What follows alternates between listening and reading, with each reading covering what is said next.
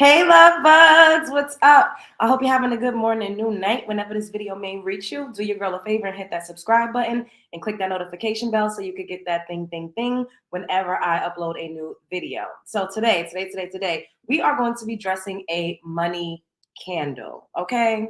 So this is a 7-day candle. I literally got this tree just now. Check out the previous video of me picking this up. I picked this one up and I picked up a white one. You guys have been asking me time and time again, how do I dress my money candles? You know, what type of affirmations do I speak over my money candles and just what the process is like. Hey, Vivian, if you see my older videos, literally, if you've seen any of my older videos, you will always see me burning a stick of sage in the beginning. Sage, of course, is good for, you know, just getting out all types of energy, but it is also a prosperity herb. This is what a lot of people don't realize. And maybe I should burn some of this now while we're talking about that. But yeah, so it's also a prosperity herb. And so that's another reason why I burn sage, not just for the bad energy, you know, or just to cleanse the energy period. Because if you want to get out just negative, you would use Palo Santo, and sage just clears out all types of energy, child. Okay. What's up, JD Illuminated? Hey, God's Anointed. Hey, Holly. What's up? How are you guys? How are you guys? Do you have an altar too? I do have an altar, but I don't. My cat kind of ruined it.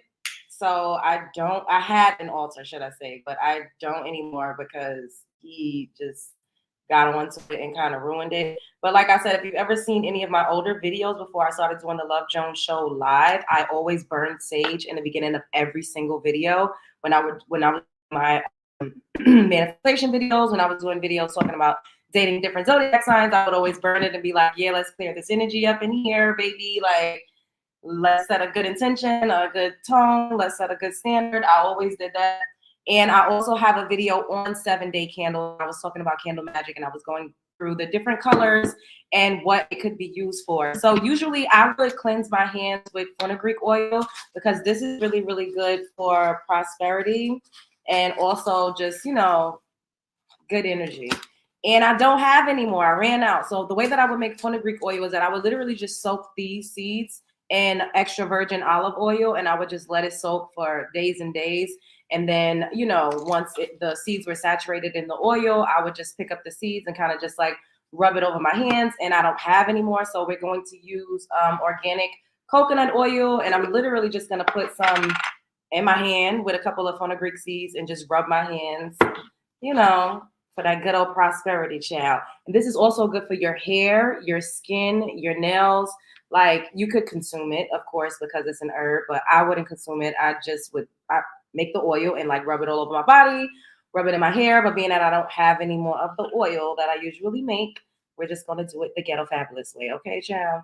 And just rub a little bit of that in my hands. Yes, fenugreek is good for prosperity. It absolutely is. Absolutely, absolutely. I'm making a mess right now, but I'm doing it for y'all. I'm doing it for you guys, okay? What kind of seeds is fenugreek? I don't know if you can see it.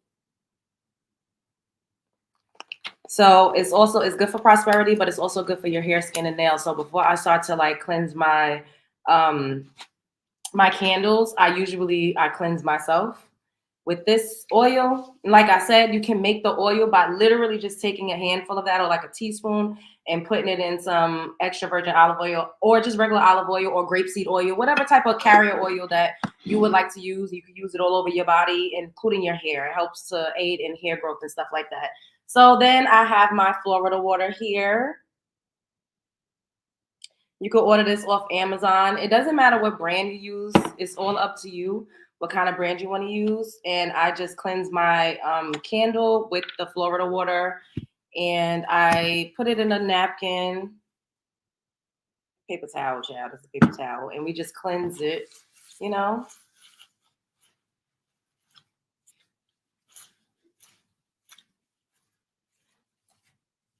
Yes, yes, yes. Getting any energy that is not your own and that is not coming from you up out of this candle, baby, because we about to make us some money with this candle. By the time it's finished burning out, all of the money that's owed to my ancestors is on its way back to me, baby. I am prosperity, and I have a money tree. I'm a magnet. Money is attracted to me. Money is me. Or however you, whatever it is that you want to say. I don't always say the same types of incantations or the same types of things, but it's always basically the same thing. Baby, the money is coming in. Okay. The money is money, yen, yen. So another herb that is really good for prosperity is basil leaf shell. So this is what I do. I need to re-up on everything because I do this very, very often. I don't put a whole lot. We just take a little bit of basil and we sprinkle that in there on the top, like so, like that. Okay, chill. Then we're also going to use some rosemary that I have in this little baggie right here. We take some of the rosemary out and we're going to do the same thing. And this is called dressing your candle. Take some of the rosemary and we sprinkle that bad boy on top, just like so, like that. Again, you don't need a lot. Like some people would use a little bit of glitter, you know, whatever it is that you want to use. But these are just some of the herbs that I use. And I'm just letting y'all know because, you know, y'all be asking like what you use. And then, of course, cinnamon. That is also a money herb. Sprinkle some cinnamon up in there. And last but not least, this is a jinx killer. So it's kind of like anybody that's trying to stagnate your money energy, anything that's in the way of you get into your money bag, you are going to use this. This is from my great-great-grandmother. I believe she got this from a botanica store, but this is hers. I've had this since 2015, since, you know, we buried her. I took some of her herbs. I have this. I have a chasing powder. I have a go away evil powder that I usually use inside of my the white candles that I use. And yeah, so I just take a little bit of this. See, it's like an incense. You could put it in an ashtray and you could burn it with a piece of charcoal, but I just put a little bit on top of my candle. Just a pinch. See, this is what it looks like. And you just sprinkle it around.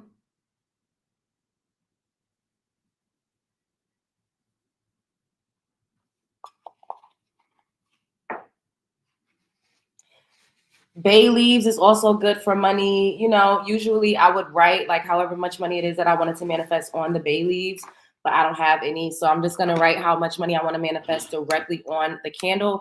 I also have a money sigil that I would sometimes draw on the candle, but it's in my bedroom and I'm not about to get up and go and get it. So I'm just going to put an amount of money that I want to manifest on this candle. And usually I would do a petition and sit it underneath the candle. Should we do a petition? I don't have any. What? I don't have any paper near me. But this is how much money I'm just gonna write an amount that I want to manifest. So I'm gonna put 10K. See, and you could just put it wherever you want. And then I like to put, and so it is, like on the bottom of the candle.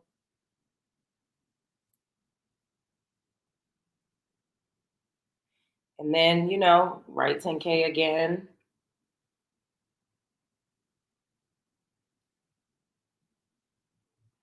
And then you could just write like, I am an abundant child of the universe.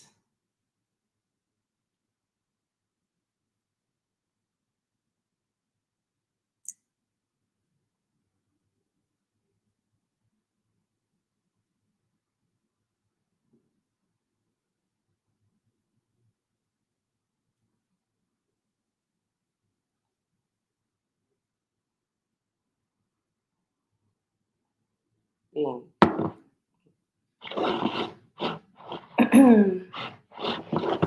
And then I'll just put like, I have a money tree.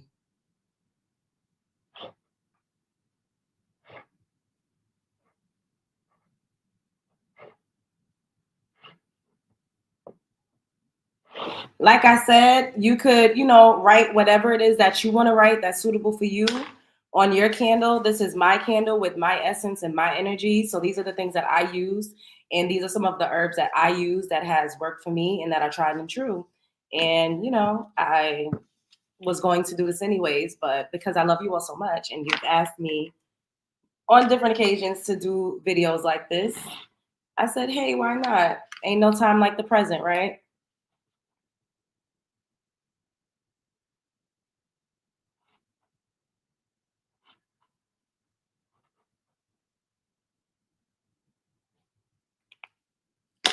And this is my money manifestation candle.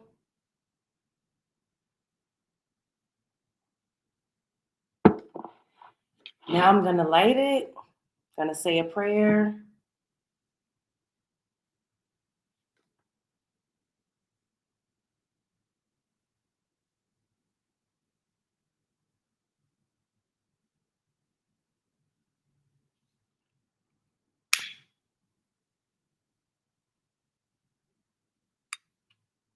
And there you have it. White. White is a universal color. Let me see if I can find the video. Oh, dang, I didn't even hold up, y'all. Let me see if I could find the older video that I did on all of the candles.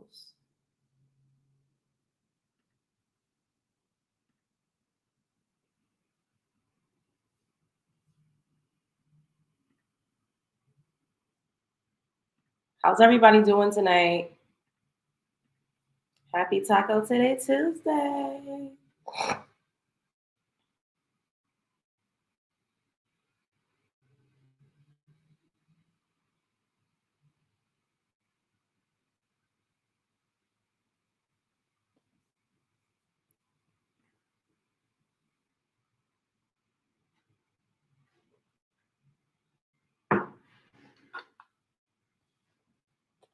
It's 7 p.m.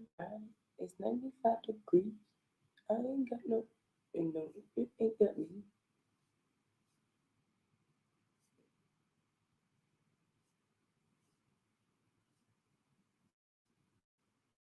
The results come in yet or no? Not yet. I can't even see what y'all are saying. I'm looking through my channel to see if I could come across this video that I did on candles a couple of years ago. So y'all can know this is 4 years ago I did this video. I ain't new to this, baby. I'm true to this. I ain't new to this. I'm true to this. White is a good, safe, universal color to put whatever intentions if you want to amplify it. Those colors are good. Yeah, blue is for like your throat. All of this up here. What if you've never done candles before? Then do one now. Like, there ain't no time like the present. Do I do an egg cleanse? No, I really don't do. Like, I don't. Mm-mm. The only things I do is candles. I do petitions, and I take baths. That's it. Girl, Ro Jones back on the ones and twos. Funny. Nah, y'all know that we have to start this off with that positive energy and them good vibes. I got some sage burning. And it's funny that I always do this. I'm very spiritual, and I decided that I just wanted to, do a video on candles and candle colors because I burn candles, and I let my intentions be known. And being that we all quarantine, what else do we have to do but to manifest some stuff and to do some things that's gonna add some more into our lives? We have a bunch of time on our hands, and let me put this down. So I want to talk to you about 7-day candles because those are the type of candles that I like to use. And these are some of the ones that I have right now that I haven't started burning yet because I already have two that I burn like every night, a white one and a green one. So this is a multicolored one and it has like all of the colors. And then this is a blue one. I'm going to start off with just telling you guys what the colors mean. And then I'll get into how you could help to strengthen your manifestation and also cleanse your candles before you start using. So we're going to start off with, well, green is first here. So we could start off with green. Green is for prosperity, the money bag. So money. Prosperity, yes. If you have a certain amount of money that you wish to be in your bank account, if you want to have a higher paying job, I would suggest using green. Green is also for fertility, and that's something that a lot of people don't really know. But burn your green candle for your money bag, and if you're trying to have somebody shoot your club up. Then we have red right here. So red is for sex, passion, and lust. Red is also a color that you could burn if you want to build your courage and build your confidence. If you notice, when women wear red, they're kind of like a bit more attractive to men because it's very bold. So the color red is just something where you want to have passion, you want to have lust, you want to just light and ignite the fire. Fire and desire. And then it looks like we kind of bleed into a little bit of yellow here.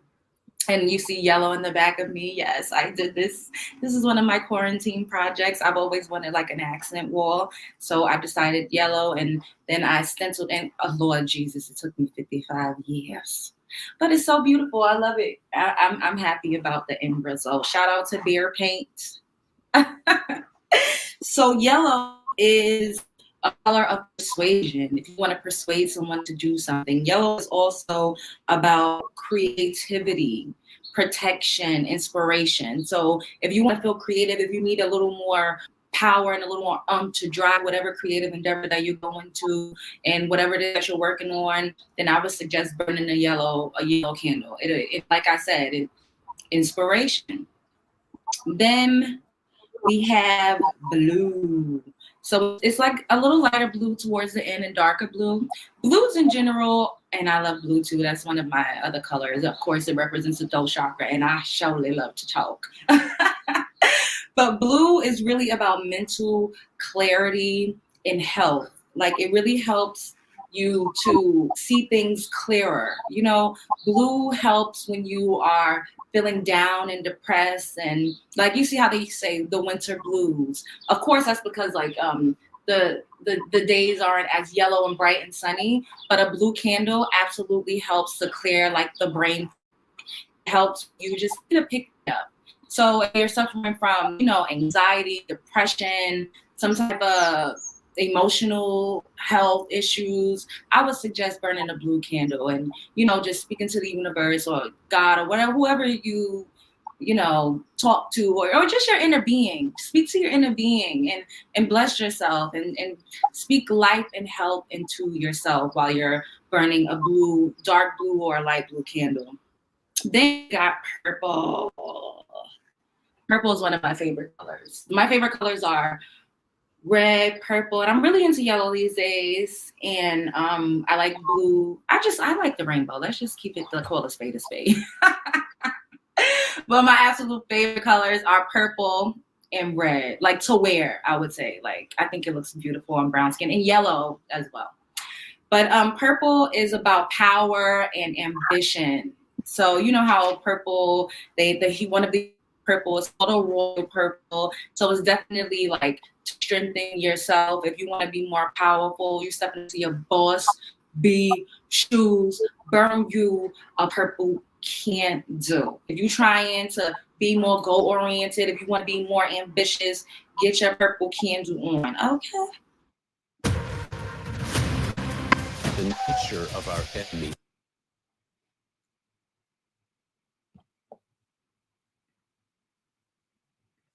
But definitely not least, white. See that white towards the bottom? White is a universal candle. You literally use white for any and everything that you want to. Of course, you know, white signifies purity. White signifies peace as well. So if you have some issues going on, if you just want to level things out, burn you a white candle. And you could, if you don't have any other color candles, but you do have a white candle, you could definitely burn your white candle and just make your affirmations, make your intentions known, and just do what it is that you need to do internally so that you could manifest what you want to manifest. And also, I want to say this, right? So there's a misconception that like when we burn candles or we do anything that's magic, that is evil and it's voodoo and it's witchcraft. And I'm just like, you know, with as much research as I've been doing and just like reading and gaining more knowledge and just getting closer to myself and who I feel the true essence of me is, and realizing what my grandmother used to do. She always burned candles and incense, and she always believed in manifestation, and she always believed in speaking intentions. Although she didn't word it like that, the things that she would do let me know. Like she would have a horseshoe hanging over the door. She believed in elephants because elephants are prosperous animals. They're supposed to know, with abundance, and she would have it facing a certain way towards the door, you know, and she was always very, very lucky. Like she always played numbers, she played lotto, like she would always hit big. I know, because I have to go back and forth to store 50,000 times to get scratch or cash them in to play a number, legal and illegal ones. But I miss her so much, and I just, you know, I aspire to be as spiritual in tune as she is, because she literally would dream fish. We all know in our communities, you dream fish, somebody then got their club shot up and a baby is on the way. Okay. So it was always these like spiritual sayings and these things that I was surrounded by growing up, but I didn't understand what it was. And she was also religious. She was also a Christian. So I didn't get it. You know, like I didn't see that as being evil. I didn't see it as being anything other than like my grandma, this is what she does. It was just natural and normal for me. But then going out into the world, people would say, oh, that's evil if you do that. Oh, if you do this, this is bad. Let me tell you something. Get back to your roots, especially people with melanin, because you see a lot of people that don't have melanin that acquire the skill set. They learn it not even through an ancestor, as I was grateful and fortunate to do because I had my grandmother, but through watching us or through, you know, reading books. And they don't attribute it to being evil. They attribute it to living the best life that you can possibly live on this plane and getting the things that you want to get. Like, we all deserve to live in abundance. We all deserve to live in peace. We all deserve to have the things that we want. Life is too long to not go after what you want and to do whatever it is that you need to do to live your best life. With that being said, the way that I bless my candles before I even burn them is another thing that my grandma taught me. I use Florida water. You can also make your own Florida water. I'm going to upload a video on how you can do that, but I purchased this one and I use this, like I'll put it on a piece of just paper towel and I'll wipe the candle down, and you know, it just helps with the energy. It cleanses the energy and it entraps your own personal energy. Speak whatever it is that you want to gain while you're cleaning the candle. And I also, of course, you know, like I sage it, like I smudge it, and it strips away any other previous energies of whoever may have handled the candle. And then another thing that I do is I make petitions, and I put the petitions underneath the candle. And with the money candle, I'll put money around it. You know, it doesn't have to be $100 bills, but I'll just put money around it. And you just have to speak life into your candle. Speak life into whatever it is that you want, and just leave it alone. Don't even focus too hard on it, because you already put the energy out there. And focus on what you want. Stop focusing on what you don't want, because the universe does not decipher between I don't want this and I do want this. It's only picking up on the energy that you're putting completely into whatever it is. Whatever's on your mind, that's what's going to show up in the present day, whether it be something you don't want or something you do want. So when you're writing let me know if you guys want me to do a video on like petitions. When you're writing down your petitions, or when you're, you know, just making your whatever it is that you want, when you're trying to manifest your desires, just only focus on that. Do not focus on what you don't want, because that will show up.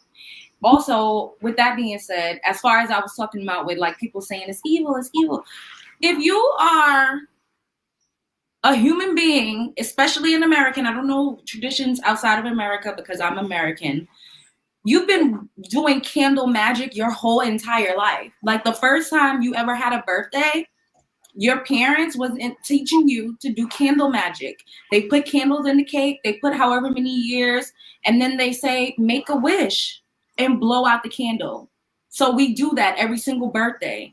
We do it. We don't do it with the right intention all the time, and we don't do it and expect it to be followed through. So make a wish. Don't burn out your candle yet. Let it burn for 7 days if you're going to use a 7-day candle. You can also use smaller candles if you need it to, like, if you don't want to, like, let it burn out. But make your wish. Once it's down low, blow it out. And so it is. Anyways, I love you guys. I hope that everyone. Okay. So I just wanted to show you all that throwback so that y'all know that I did not just start with magic, candle magic, manifestation. I didn't just start doing this. I've been this way for a long, long, long motherfucking time.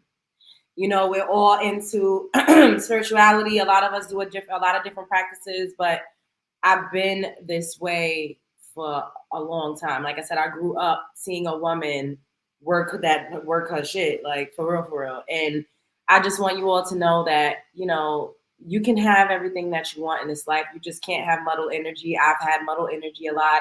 I've had split energy over a lot of things, and it has made it harder for me to manifest what I actually do want, because you have to be decisive. You have to have a clear mind. You have to have a clear intention. You have to have clear focus on what it is that you actually want to bring forth. I'll be like, I want this, but I don't know if I want it. I want this, and like it's too much chaos and confusion and not enough clarity. And that's why it's important for you to meditate and sit with yourself and be quiet and cut out, you know, the going out with people. And this is why I disappear and I'll be like a recluse. And people think I'm so cold and I'm so this and that. Yeah, that was old. And they say all of these things about me because I have to disappear. I have to recalibrate. I have to like just get into myself more to understand where it is that I'm trying to go and what it is that I want. And I have to have clarity. And it's hard to be clear when you have so many other people's voices in your head trying to project onto you, people being mad at you, people wanting to gossip. It's just so much shit going on. And especially now that I'm in this space and I'm on, you know, these internet streets, I really, really have to work that much harder to protect my peace. And you know, you just got to let bygones be bygones. You got to let sleeping dogs lie. You have to move on. You have to do a lot of cord cutting. You have to like stop trauma bonding with people over certain things if you really want to create a new world, if you want a paradigm shift, and if you want it to be something astronomical, way bigger than what it is that you see around you at the present moment. You have to be in your head to create that new life in order to make it come into fruition. So I just want y'all to know, burn your candles. It's not evil. You've been doing candle magic. If you ever burnt out a candle on a birthday cake, you've been doing it forever, your whole entire life. We've always been, we are manifesting and trying to bring things forth. Every single time we speak on something, you're manifesting. Every time you want something, you wish for something, you think about something, you hope for something, you're bringing that into your reality. You are. So just keep that in mind, you know? I love it. Speaking facts, balancing energy takes conscious effort. It does. And it is not easy. Trust me, Chad. I know it's not easy because like I said, I've been like on a hamster wheel and I've been stuck in the same place and I've been stuck in and out of these worlds with the same type of characters because I've had split energy. And this is something that I've been working to really, really hone in on, like real for real.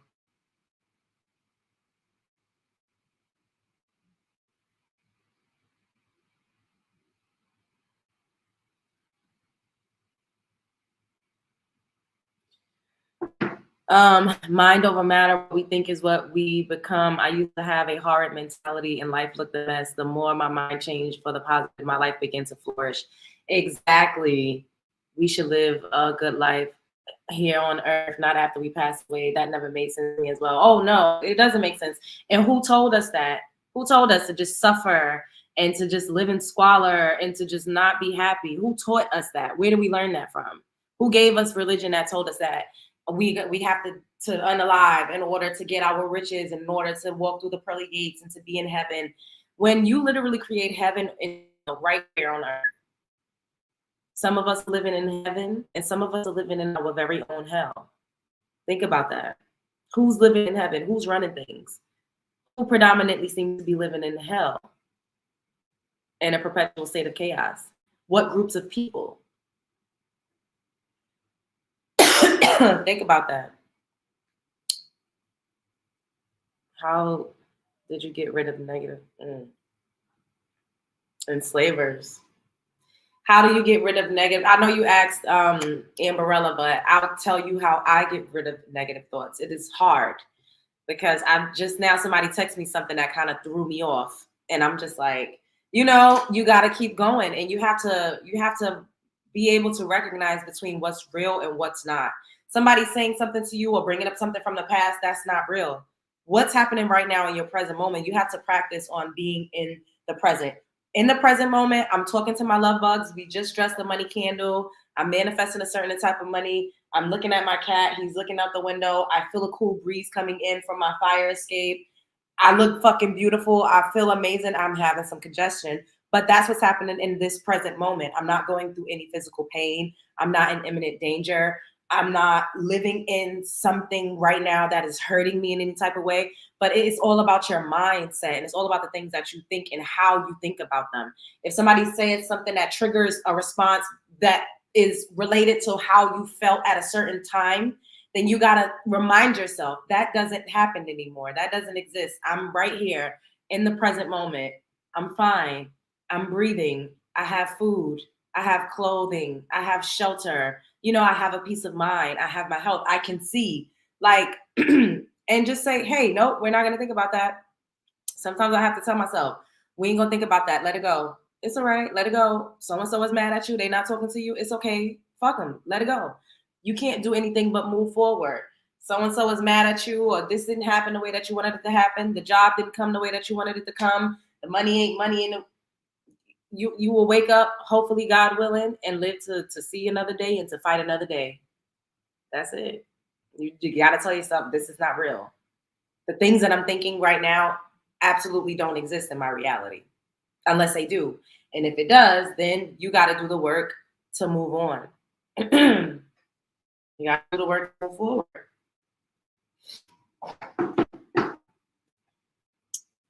Think about it. Christians say the enemy will come to kill, steal, and destroy, and the messengers are killing, stealing, and destroying everything. Make it make sense. That's a good one. That's a good one. Because who really is out here unaliving the world, destroying the planet? And who are the missionaries? What do they look like when they go into these villages to ultimately destroy them?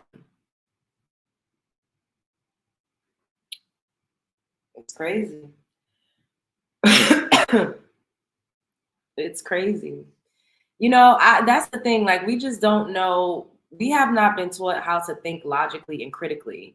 We've been taught to only lead with our emotions, and we've been taught to just blindly follow groups of people that never really had our best interests at heart. And that's something that we've all of us have had to fight through. Even now with like the elections and all of this, like, it really doesn't fucking matter who you vote for. It doesn't matter. Like, it doesn't matter. To you, it may matter, but on the grand scale, it doesn't fucking matter. Now, I can say that because the polls are closed. So you voted or you didn't. But it does not fucking matter.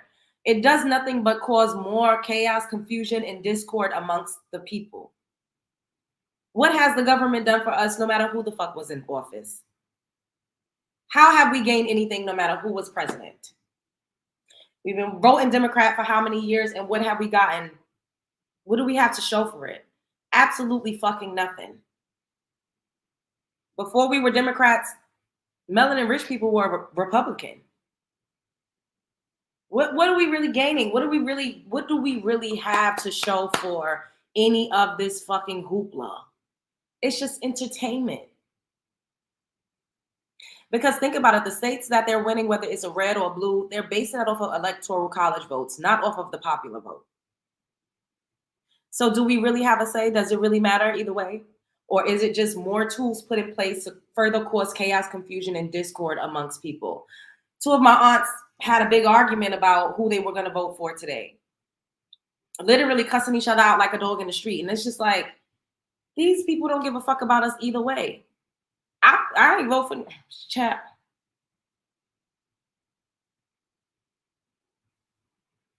Studies show logical and critical thinkers are less likely to be in organized religion. That part.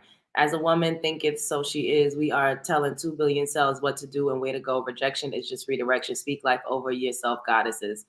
Oh, I love that. So many people have ended relationships with their family because of this relationship.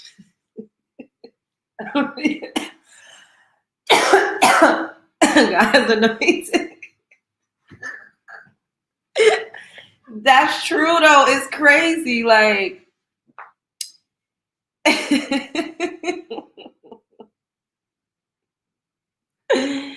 you cannot expect your enemy enslavers to ever help you. That part, Love Jones, melanated folks make a way out of no way. Doesn't matter who is in office. We always have to fend for ourselves. Hello, honey, I got cussed out too, and I just laughed and moved the F on. Yeah, man, I'm not. Yes, because Florida always turn red, even though I personally think the mass voted blue.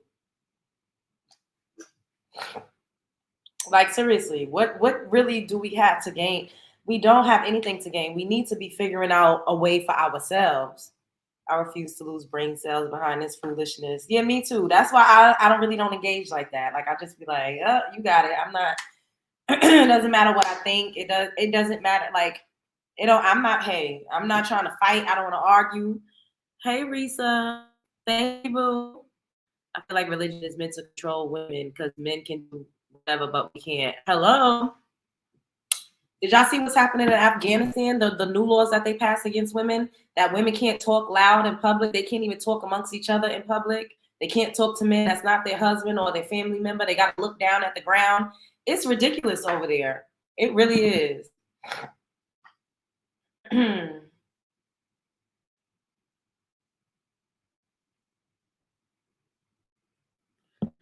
Your help is on the inside of you already. Tap into it. Florida is 90% black folks. How is that a red state? I decided to enjoy myself and play all day at home with my babies all day. No stress, no news on. I don't know. I don't want to know how I decide where my energy goes. That part. Tell me why my mom says she thinking about voting for Trump for the money. I looked at her super like, girl, we are Haitian on borrowed paper. It's the same way in Dubai. Raise your voice, you're going to jail. It's ridiculous. And men here would love if they had that type of control over women. You could tell just based on how they get on the internet and talk crazy.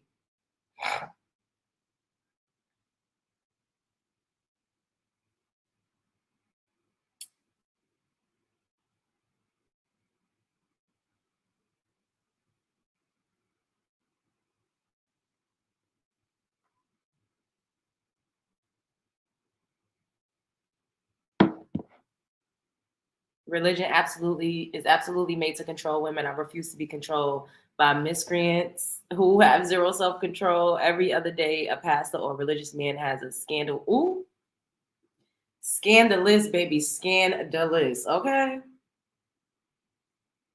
super scandalous.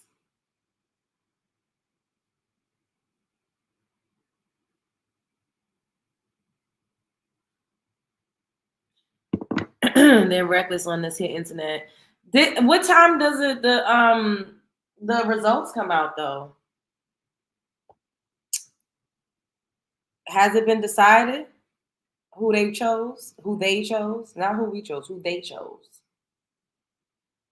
Has it been decided?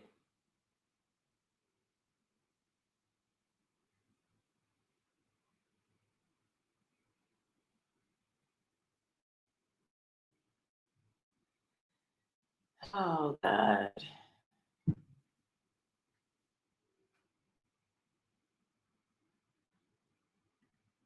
Let me see something.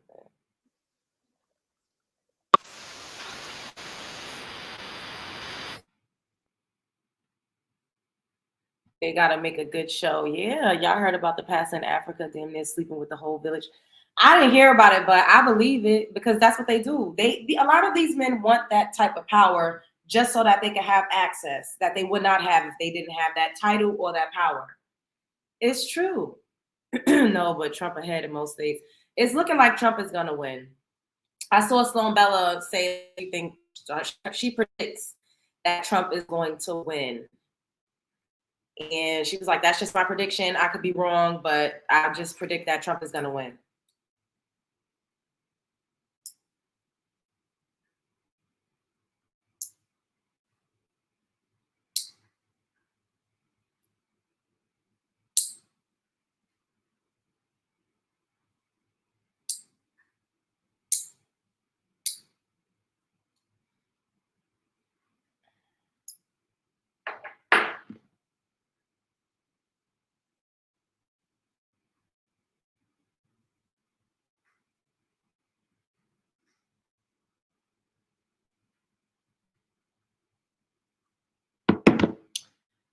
Child, I decided to pack my bag and find a safe place back home in the mountains somewhere. I ain't mad at you.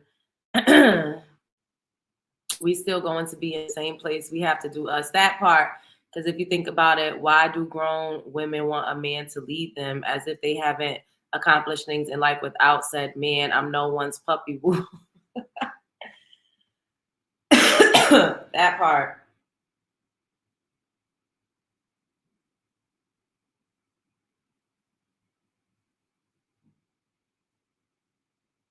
Yeah, Trump got 210 and Kamala got 112 electoral college votes.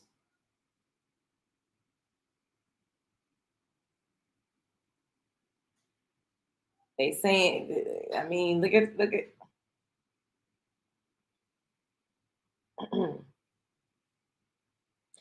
And I personally think this is because we didn't get the opportunity to vote for who we wanted to be the Democratic candidate. Like she just slithered up in there because Biden was incapacitated. We didn't really get to choose. If it was a different Democratic candidate, she probably wouldn't be losing by a landslide the way that it seems to be right now. But I don't know. I don't know too much about politics, so I'm not about to, I ain't about to get up here and act like I'm so politically inclined because I'm not. I just look around and I see just what everybody else is seeing, child.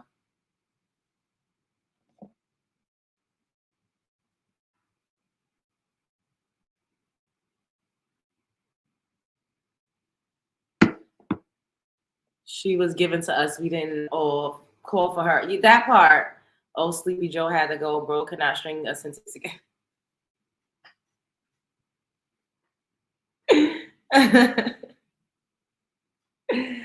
That's hilarious. If Michelle Obama would have ran for president, it would have been a wrap. Yeah. But don't nobody really bang with Kamala like that too much. I don't know. We just gonna have to see what happens.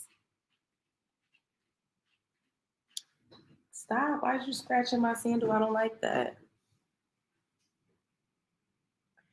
I believe in the fix is in. I watch for entertainment. I pray no one gets hurt in the midst of this because people are truly unhinged.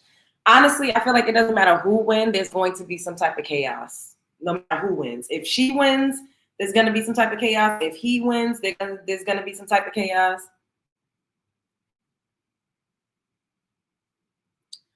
Michelle don't want those gray hairs. She saw how the White House aged her man and said, hell no. Exactly. Yeah, it's crazy. I don't know, child. I don't know.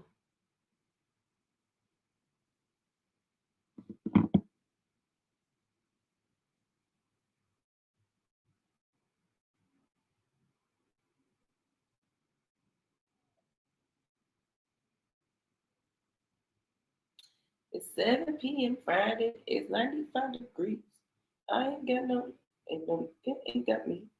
Turn up with my, hey, hey, hey. Should we play? Let's go to the Fox News. Hey, Norris, what's up, boo? See what's going on.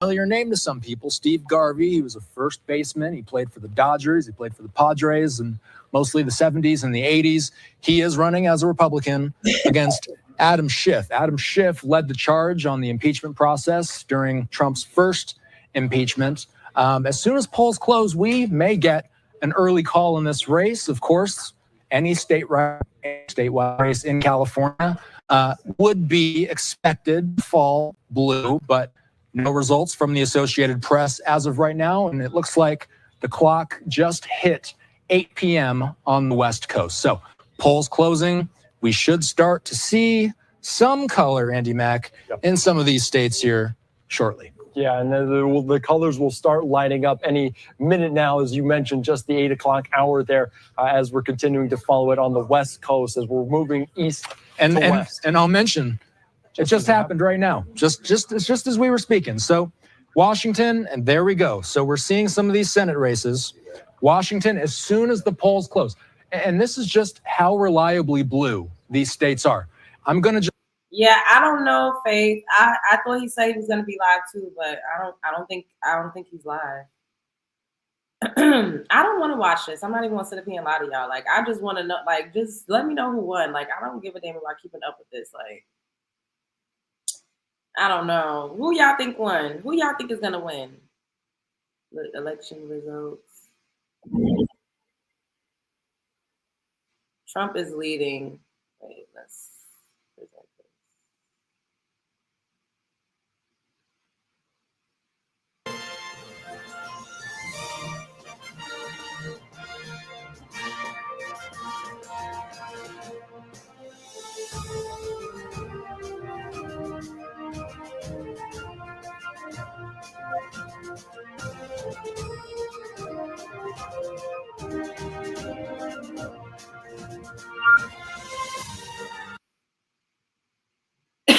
You ain't trying to get no damn copyright. So it's looking, Trump is winning so far. That's what it's looking like, child.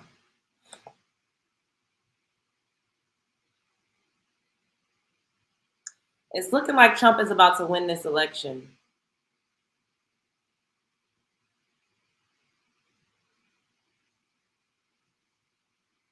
I think it's the Cheeto, but I really don't want that for us. Honestly, him and his goons will work on repealing a lot of protections for marginalized groups of people. I hope not. I hope Harris wins. Well, I guess we about to see, child.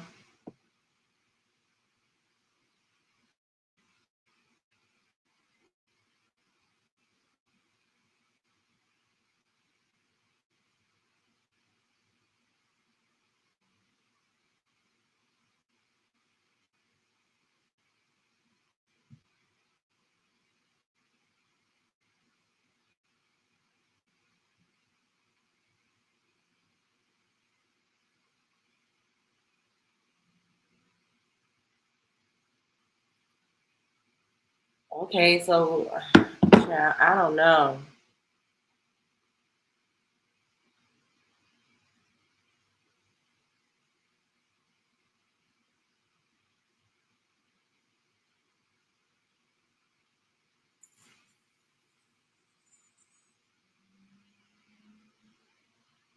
Wasn't so much going on internally. It was not as robust. He had sort of grassroots organic catch on TikTok. I heard so many young people say to me in a positive way also, he is a meme. His things travel far. It's objectively funny when you see this information. So many young people, therefore, on these apps were served content straight from and straight about the former president. And we are hearing so much right now. I'm hearing in lines in Arizona. Gotti was mentioning that earlier. It's so much. It was because I heard him on a podcast. It was because of this thing I saw on TikTok. I also heard from a voter in almost every single swing state and multiple in several of them, including Pennsylvania, voters who were eligible in this age group to vote in 2020 who did not. And they came out tonight to vote for the former president. I'd be so interested. He's winning the youth vote in these exit polls. I'd be fascinated to see what the gender breakdown is there too, because this poll with young men, and that was a concerted effort by the Trump campaign, and the Joe Rogan and the bro wave. I have two Gen Zers. Okay, I have one who votes and one who's going to be voting next year. One in each gender, and I see it with their friends. You see it. It's real. This gap. This is not about Trump and Harris. There is a growing cultural gap, if you will, between young men and young women. I have that number too, really if you want it. The gender gap on this: first-time men, Trump 62%, Harris 36%. First-time women, the gap is less here. Trump 46%, Harris 53%. Yeah, so that young men turnout is real. Well, people who thought that young women would be voting in droves for Kamala Harris, especially because of reproductive rights. I mean, that exit poll does not suggest that. Absolutely. It doesn't, and this goes back to what Chuck has been saying, which is that the person who ultimately winds up winning this war of the sexes is the candidate who does a better job appealing to the weaker gender for them, whoever is weaker for them. And so we've seen Trump not only clearly energize, drive up young men of various different racial backdrops, but also chip away at Vice President Harris's lead. I mean, her lead among women continues to be, based on what we're seeing so far, less than his lead with men. The gender gap is interesting, but also, as we've alluded to here on the table, the education gap is also becoming such an interesting storyline here, as Chuck talks about kind of a realignment in this moment and where we are. That's another thing to be watching for tonight. Again, it is 11:11 Eastern time, but there's still plenty of vote to come in. I want to go to Tom right now. Tom, I'm looking at Wisconsin. Looks like 62% of the vote in there. You're picking up some things. Share them with us. Yeah, too close to All right. call right now. Trump on top 50%. The difference is 39,000. Remember, the last two elections in Wisconsin, presidential elections, 20,000 votes was the difference between both candidates here. We want to go back to Madison, the capital of Wisconsin, Dane County. This is also the site of the University of Wisconsin as well. 92% of the vote in. Harris doing a little better than when we last checked in with her. But again, she's slightly underperforming Biden. She still has time to catch up. There's still 8% of the vote that's out. We actually know exactly how much of the vote is out. About 30,000 votes remain there. So maybe she picks up the margins there. We also want to talk about Milwaukee. This is the biggest population center in the entire state of Wisconsin. Right now, 54% of the vote is in. So a lot of that vote is still out. It's probably going to be a little bit later till we can call Milwaukee by itself. Biden was at 69. She's down about 2 to 3 points. Again, this would be concerning for Democrats. But look, there's still a lot of vote out in Milwaukee. Door County, if you've been following the presidential race at all, everyone's been talking about Door County in Wisconsin. It's this peninsula that shoots out into Lake Michigan. All right, blah, blah, blah.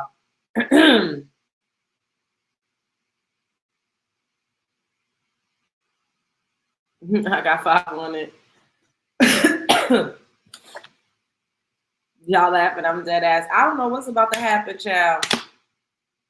I really don't. It's like Trump won. That's what it's looking like to me, in my honest opinion. It's looking like Trump won.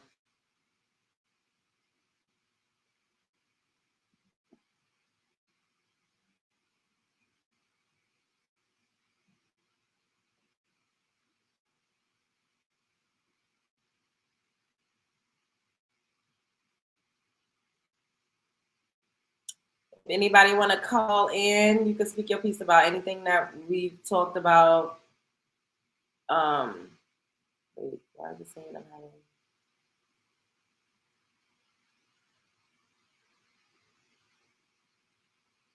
Wait,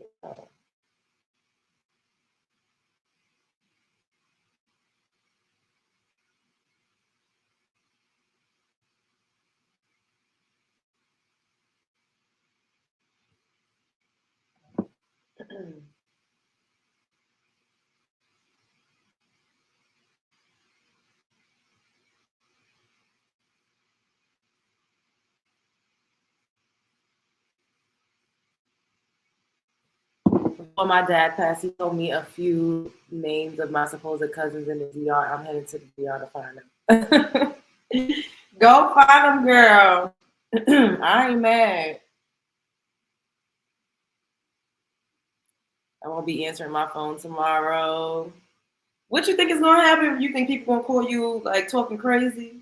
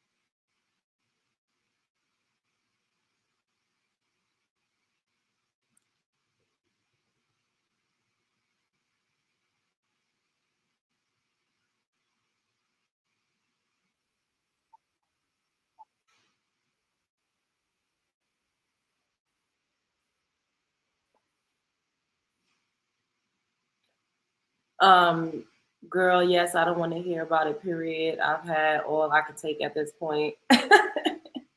It's Is this really what people are running around talking about? I don't really talk to people that much, so I don't know what everybody's like, what people are talking about in like real world.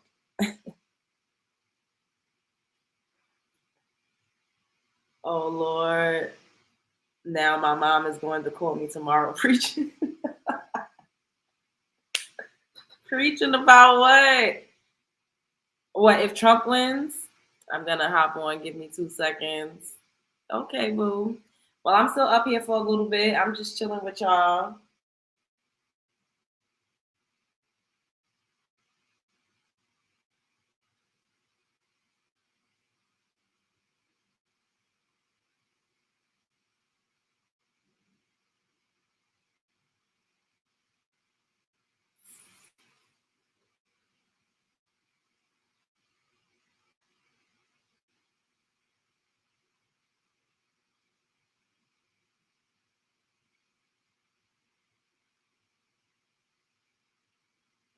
What did you have for dinner? Hey, I had a taco.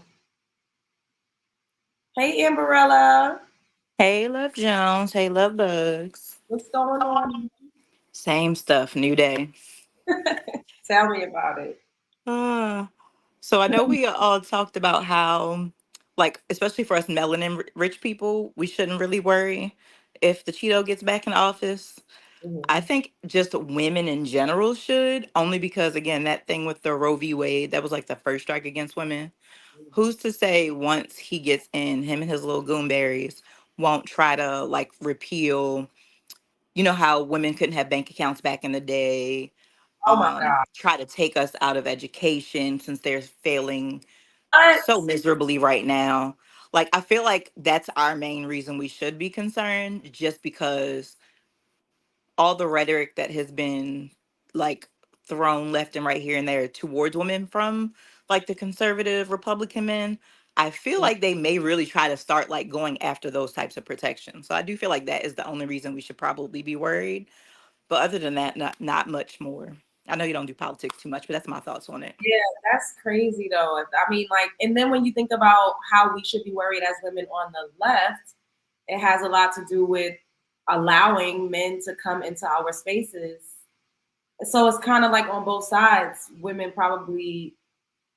Are you picking up what I'm putting down? I'm I'm trying to. definitely picking up what you're putting down. I agree with you a lot on that too, because women, we have been too accepting. Like, there's nothing wrong with people being who they are. Be a dog, be a cat, be a purple people eater. I don't care. But there's certain things that women have had to fight for the right for, that we should not be allowing everybody into our spaces to access those benefits because they not doing what they need to be on their side. I'll just put it that way. Part, and then they just now decided that they wanted to switch over for different types of perks and provisions. Like, so that's why I'm like, you know, on both sides of the matter, I feel like we just got to really figure out how we could prove ourselves.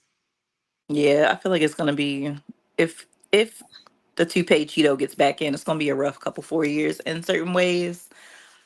But also same with if VP Harris gets in, there's still gonna also be, because like you got to think back to when Obama was in and how that particular group got so many Exactly. rights and provisions and protections. One, Exactly. I'll say those groups are smart about how they move. They move together. And then they also know that the political system, we have to pay for politicians. Melanin rich people have not gotten that clue. Like, we waste so much money on so much other things, but we don't use it and put it behind political candidates that we want to move in our favor. So we lose a lot in that way. That's so true. And I mean, Kamala was able to raise millions in a night of, you know, them announcing that she was going to be the Democratic presidential candidate. But we don't have any groups. We don't have any coalitions. We're not unified under any type of flag. You know what I mean? So that's why it's kind of like we do spend money and pour into, but it's not under the guise of, like you're saying, like, for this organization. So now once you get in office, you owe us X, Y, and Z, or, you know. Yeah, like we don't have like what am I trying to say? Like a banner, like a set of Exactly. rules and things we want. Like we don't have like we're so divided. We don't have any one thing to stand on for what we want. Like even with the reparations talk, people don't even know like just like they don't know whether they're coming or going on certain situations, so they don't even know how, like we don't know how to really come together, make a set list of rules or things we want as a group to present. I agree. Either way, personally, I just think that everybody needs to get all of their eggs in the order, ducks in a row, and we need to figure out how we could like just create, I don't know, the resistance out this bitch because Yeah. at this point it's like whoever like we I mean women in general, yes, because you know I hope hopefully it doesn't become so radical so as they're trying to have us like we in Afghanistan out this bitch. However, even on the other side, just the super inclusivity of it all, it does not sit Mhm. well with me either. So it's like at the end of the day, it don't matter who the fuck is where. We need to be where we need to be. Yeah, I feel like it's hard to find like a middle ground or equilibrium because both sides are so radically set in their ways, because on the left again the sheer inclusivity in so many ways messes up certain groups, and then on the right the sheer exclusivity messes up certain groups, so it's like you can't win for losing. There has to be a middle ground. That part. I agree 1,000%. I really Yeah, it's do. gonna be a wild ride. We'll see, but I thank you for having me up. That's all I had to say. All right, boo. Later. All right, have a good night. Good night. Hey, Faith. Hello. Oh shit. Hello. Hey, Hey boo. How you doing? Hey love bugs. What it do? girl. What you think about all everything that's been going on? Girl, it's ghetto. Toxic clown circus. Get me out of here. I want out. I want to leave. This is I'm over it. I'm fucking over it. That's I like that sums up my emotion right now. Like this can't be 2024. Actually, the past 4 years, but especially 2024 needs to be thrown out the window expeditiously. Because what was this? What is this? This has been one hell of a year. Like I like, where do we go from here? Like everybody's getting exposed. People turning into all types of animals and the opposite sex, and we got to call people all different types of things, and they're trying to infringe on our rights as women. It's just like It's wild out here. It's truly wild times. Like I would have never thought as a child growing up this would be my adulthood. right. I thought they would be cars. I thought there was going to be flying cars. I thought that, you know, things were going to be more lit up and illuminated. Like, I feel like it was going to look like one of those movies in the like future, you know, like. Yes. Yes, I know exactly what you're talking about. Because like even before that, when like I was watching High School Musical, I'm like, oh my god, high school about to be lit. We about to be singing all the time. It's all kiki, sunshine, and rainbows. Which man, y'all gonna have to fight me. Whoever been lying to me my whole entire childhood, come get these fades. I want my ones. I want my ones. Because this is not what I signed up for when y'all set me down here on earth. This is not in the scripture. It really is super ghetto. I don't know what like, and then it's just like, where do you go? Like you can't go anywhere. People like, oh, I'm leaving the country. To go where? There's To tsunamis. They go fucking around. where? They messing with the Like, weather in other countries. They taking your rights away in other countries. People getting hit with machetes. It don't matter where you go at this no point. matter where you go, like really and truly, because this is a conversation like my friends and I that has been having. Because majority of my friends are from the islands, and like me and my Haitian friends, we're like, home doesn't look like an option right now with the way everything is going down there, and like truly is like, okay, well, where can we go? You know what I'm saying? Like, it's already so many like micro beefs amongst so many things. Cause like you have the people who are born on the island think that first generation aren't official wherever you come from. Like, I have a lot of Haitian people who were like born in the island and they don't see me as a full blown Haitian, even though my mama and my daddy is both Haitian. All of my family is Haitian, but for some reason, because I was born on US soil, I ain't Haitian. I digress.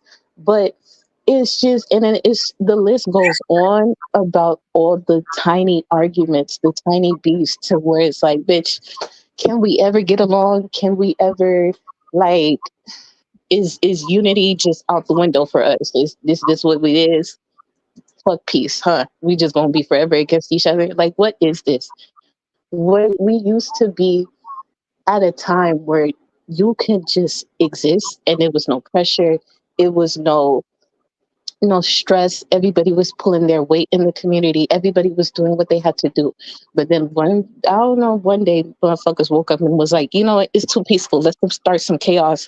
And now here we are, and I'm over it.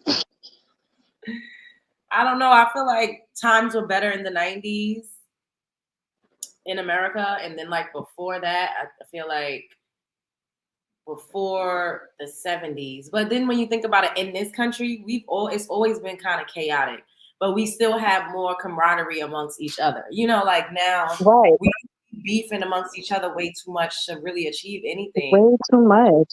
Like And the division is so much greater now, and I feel like it's just getting worse. More intense, worse. Yeah, like we're just. I would hate to say that I don't see a day where nobody can be unified, but it's I don't know, man. The way the shit's moving right now, it ain't looking too pretty.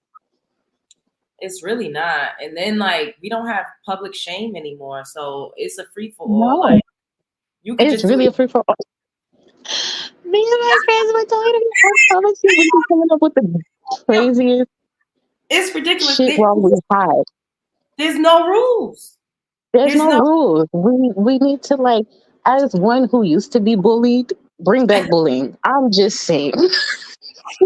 maybe we need to be tough on these niggas once again. You know, like so my family is only me and my brother, and since we don't have like a father figure in the house, I have to be the rough one to towards him to get some callus on his skin. So I just think maybe if we bring back a little bit of shaming, a little bit of bullying, controlled bullying, not to the point where you want to wish death on a nigga, but you know, mess up a nigga confidence one good time.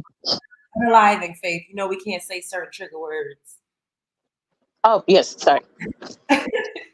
Wait, hold up. Mary said you should only be talking about the election. No time for other conversations. Your life depends on it. We are talking Girl, election, and next, is you new here? Did you just join? Girl, they're going to be talking about the election for the next, I don't know how many days. Okay?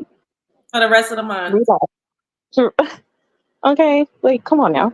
We out here trying to de-stress and not be traumatized, trying to laugh through the torture. And here you come want to be a party pooper. If you don't go somewhere, That part. Talking about your life depends on it. No, it don't, because whoever's gonna win already won. Like it is what it is. The it polls are really closed. is what it is.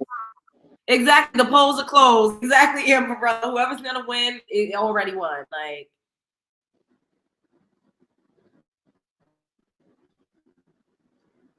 Yes, got to know that we stress out over here. You over here with the foolishness. I am trying to laugh. Listen, my therapist told me to laugh through the pain and you won't end up in prison. So you ain't gonna come mess up my joy tonight, okay? that part. Cause Miss Mary, I'm not trying to go back to Jim Crow era. That's why I'm voting for Kamala. What is we talking about? Hey, I don't really get into all of that. I feel like everybody's entitled to wanna, vote for who they Right. want to vote. Everybody's entitled to who you believe is your savior. And if you think that pumpkin with a toupee on is your God Almighty, then so be it, Bookie. But I, who was insulted 2 weeks ago, talking about my people eat cats and dogs, I'm not gonna vote for that toupee. Oh Lord, Mary, hit the link since you got so much to say. Come up and speak your piece. These people be trolls. They don't even be no real people. Well, they be real people, but they be just behind troll It accounts. really don't. Honestly, I feel like sometimes it be other content creators that be making fake accounts to just come and troll. Period. And it's like, do you not have shit to do? Excuse me. You ain't got nothing to do in my life. And I ain't come for you, Mary. I'm just speaking about trolls in general. Y'all ain't got nothing to do with the 24 hours God gave you in a damn day, but to sit up on Beyonce's internet and cause a mess if somebody else is comment. What is wrong with you? Umbrella Come said, Mary, somewhere. wine and chill time with Love Jones and the Love Bucks. Democrats are the reason blacks are still in slavery. Hit the link, Mary, and speak your piece. Don't be scared. Don't be a pussy hole. Hit the link. Say it with your chest. And look, I try to be biased. I'm okay with people voting for Trump, and I'm okay with people voting for Kamala. It really is solely up to you. But don't be talking a bunch of stuff if you ain't trying to back it up. Like, what are we doing, man? Come on now. I need somebody out to go touch grass, go pick up a hobby, go smoke some weed. I promise you it does wonders. Like, do something. Do something. It's too much in this universe for y'all to be just on the internet doing nonsense. Come on now. Go hug a tree. Do something. Go woosah. Connect with your spirits. That part. I'm trying to they saying now Donald Trump is about to win Wisconsin. It's looking like he about to win, y'all. I don't know. Well, let me get my suitcase out.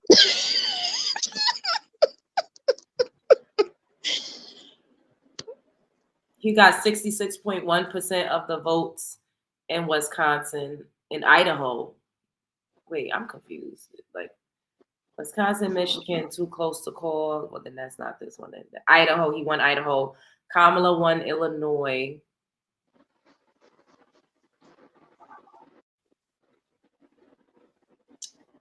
I don't know. We gonna see.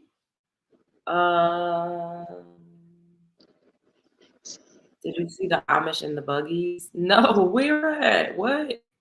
Didn't y'all Not the write off? Amish got the buggies. Wait, didn't y'all write off Drake for being mixed, saying they not like us, and now turn around and say she's black? First of all, Mary, I did a video saying that Kamala was not black, and I got a lot of backlash, and that's another reason I don't talk about politics.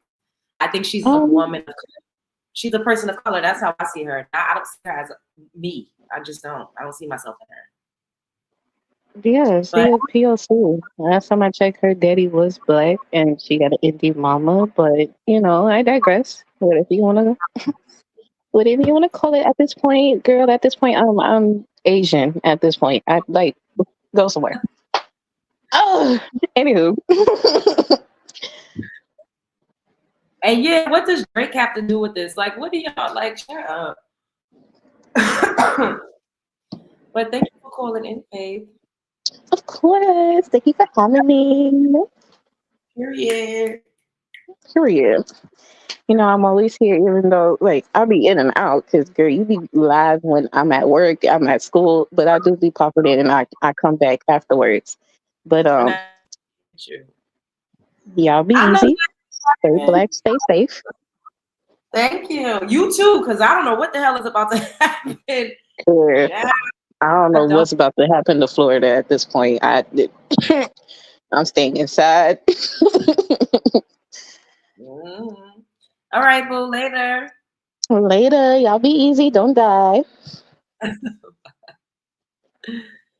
Yeah, that's true, Amberella. But, I mean, even it's just so tricky because I don't even think that her race should matter, but they played race semantics so hard that it's like y'all are playing, like y'all are really just trying to get people to vote for her because she's a perceived black woman when she always said she was South Asian.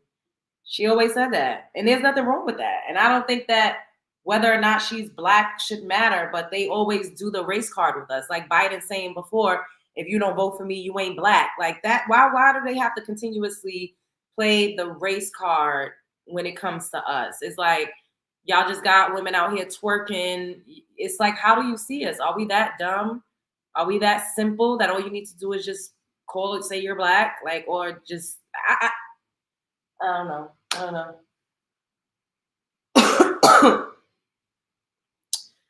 Black people are blind to the truth. You got tricks for the last 400 years and you still don't want to be free. Beyonce is your idol and Cardi B. First of all, Mary, Beyonce is not my idol and Cardi B for damn sure is not my fucking idol. So I don't know who you talking about. You need to be, you seem to be projecting, baby girl. Because that I told you to hit the link because that's not the case for the people over here. Sorry.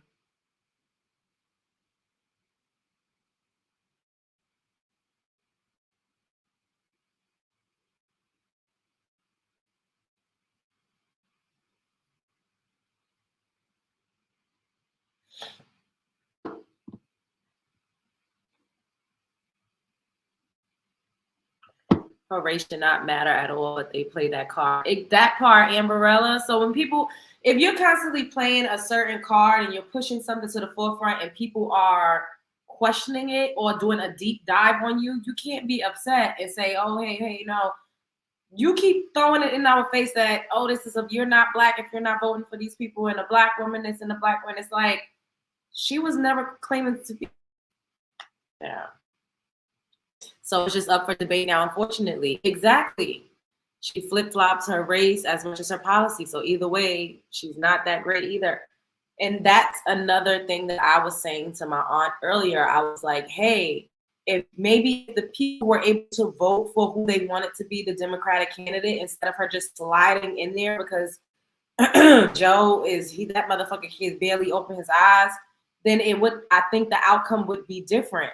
But people didn't choose her to be their candidate. That's going over everybody's head as well. And it's not because she's saying she's a black woman or she's a woman. It isn't because of any of those things. It's because no one chose her to be the Democratic candidate. She got that position by default.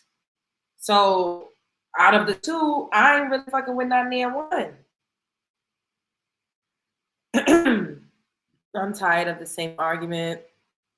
They asked Kamala her race and she answered it, black and South Asian. Like, what more y'all want from her? Jalen, I don't want anything. I don't want anything. I'm just saying, and I make videos about this as it pertains to Latin women. They're black when convenient. People are black for convenience these days. I remember there was a point in time where it was not popular to be black. It wasn't popular to have kinky curly hair. It wasn't popular to be darker skinned. It wasn't popular to have fuller lips. Now it's like trendy. So everybody's trying to one drop, but not even a whole full one drop. Half a drop they way into the crew. It is what it is. Joe definitely needs to be in a nursing home. Absolutely. But they knew that he needed to be in a nursing home before this race even begun. So why wouldn't they just have him step down and have some other candidates run to be the representative of the Democratic Party? Everybody knew that motherfucker could barely keep his head up. So, but, okay. Every time she was asked prior to this election, she was South Asian or a person of color. She only said black recently, but she had hot sauce in her bag.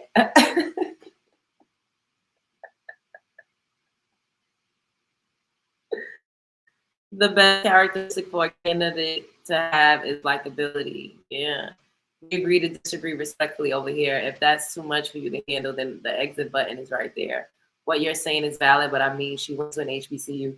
You don't have to be a black person to go to HBCU. You could just be simply a person of color, or you could be a queer person. You don't even have to have a tint to your skin. I just, people get really passionate about things like this, and they be wanting to fight and argue, and everybody's always trying to, you know, strong arm their opinions. And I'm not really that way. Like, I feel like even the way that I talk, my temperament when it comes to certain things, subject matter, I allow people to have their opinion. Even if I don't agree with you, you probably wouldn't know that I don't agree with you because you're entitled to your opinion. But other people are not like that so much so. They get offended. You know, it starts to get awkward. People people literally be wanting to argue and fight. I don't got time for that, Jeff. I do not have time for that. I ain't arguing with nobody. I don't care. Vote for who you want to vote for. Child, love who you love. Love is love. Like, oh, Donald Trump is winning Texas. It's looking like he won, child. I'm gonna share the screen again. I'm trying not. I don't want to get a copyright, but fuck it. Let's just. This all came down to whether she'd be successful with that, and it looks like she wasn't. Hey, Mike, let me just ask you just to bear with me for a second because we have another projection we're going to put up here on the screen. And this is the state of Connecticut. NBC News projecting that Kamala Harris will win in Connecticut when all the votes are counted. 7 electoral votes. There's the breakdown right now, about a 10-point difference between the two of them. And here's where it takes us, the road to 270. Donald Trump standing at 214. Harris now with 172 electoral votes. We'll get back to our conversation. Sarah, let me turn to you. You've heard a little bit about this memo now with this campaign memo. What do you make of it? Well, I think it's a campaign doing what it can to try to keep hope alive. You know, look, I don't see any good news for Democrats in these results. Donald Trump is running about a point or a point and a half ahead of where he was in 2020. And in these counties, in these blue wall counties that 75% of the vote is in. And Kamala Harris is running behind in these urban areas by 1 or 2 points compared to where President Biden performed. You look at that coupled with Donald Trump's overperformance with Hispanic voters, with young voters. I don't think they have a lot to hang their hat on. And it's not over. There's votes to be counted. We should point out that these blue wall states tend to be red mirage. You know, they go red and then they tend to go, the race narrows as these big urban areas come in later.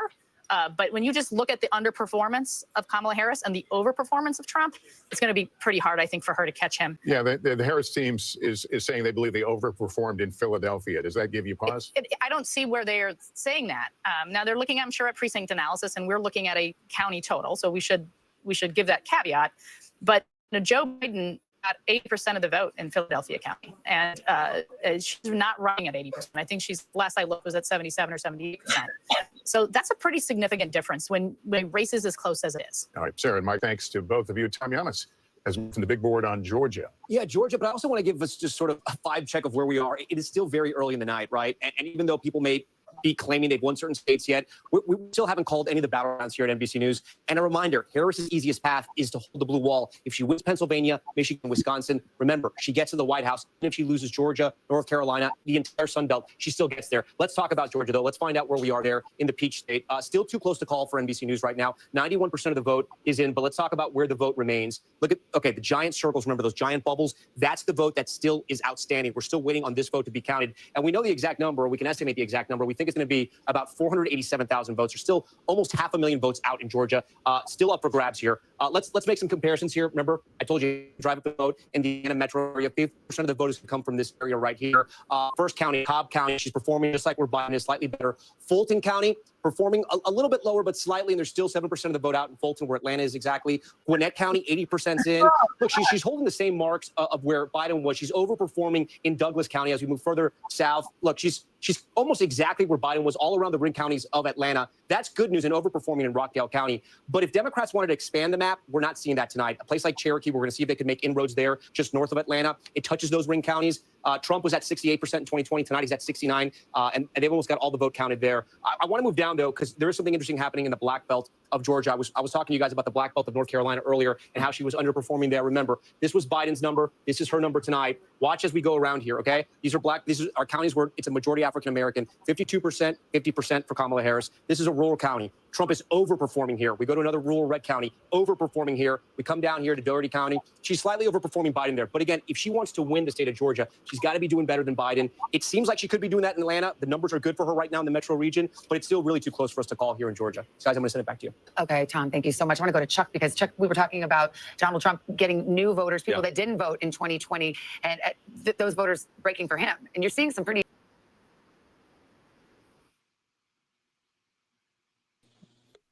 Hi, Kim. Hey, Love Jones. This is my first time coming up. Hey.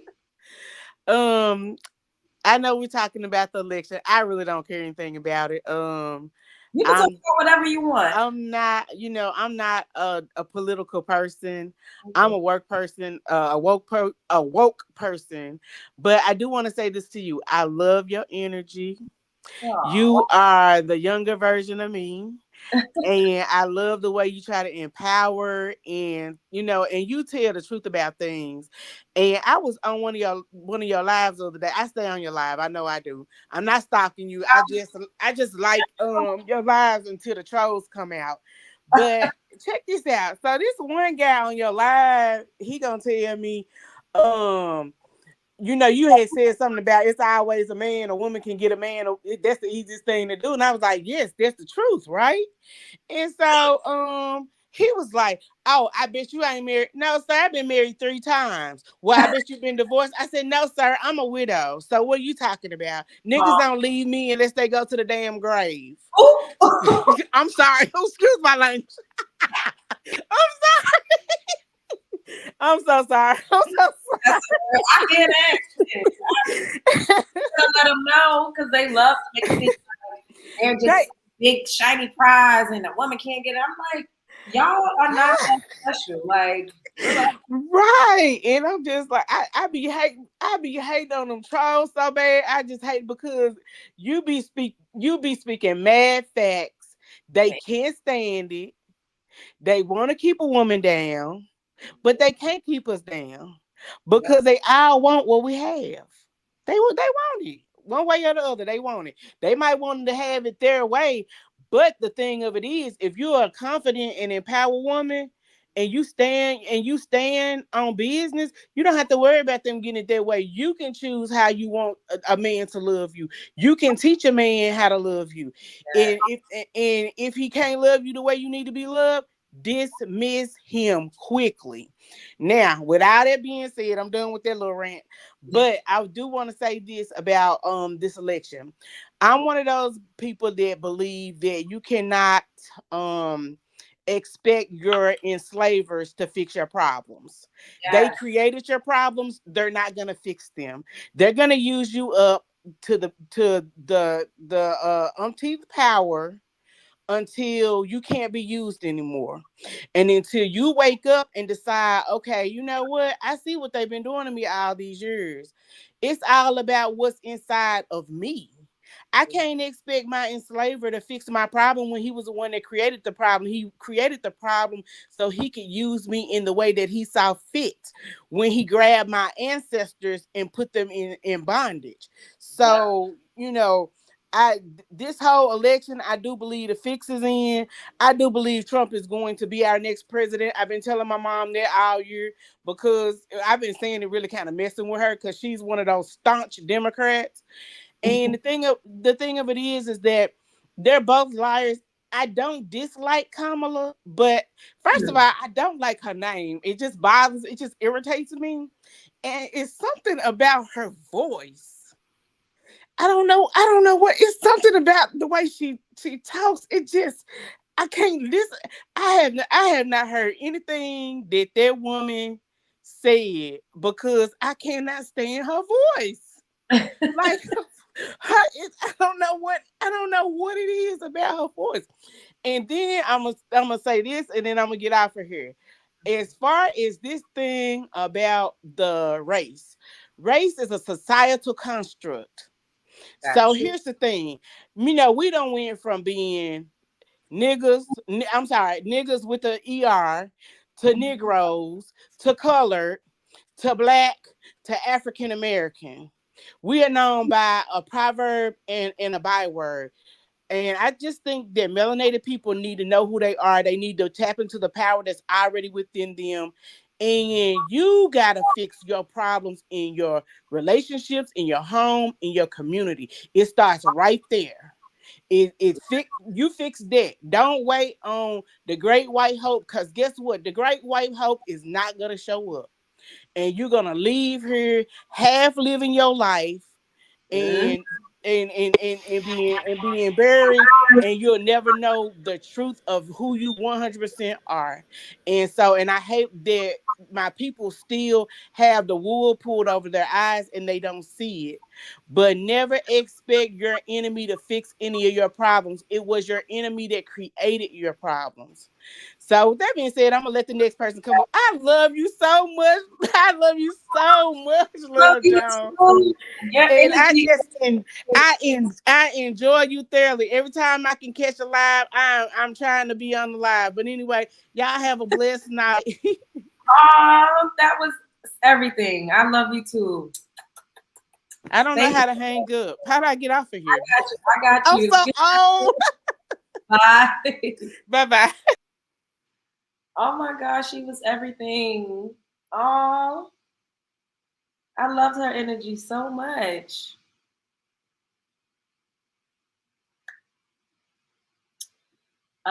We need him more often. Yes. Yes, you are right. My thing is, if we want better, we have to do better, and we have to get in the street and stop waiting for another race to save us. Exactly. I agree. I agree wholeheartedly.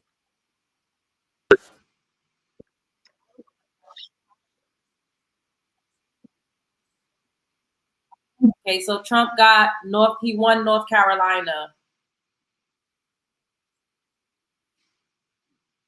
I think Trump won. It's safe to say that it really looks like Trump won. It just is what it is. Yeah, that was so sweet. Oh, and I even like how her voice sounds. Like she says she hates Kamala's voice. I like her voice. That was good. I don't know. I'm trying to see what time usually does the results come out? Because I'm about to go out and riot.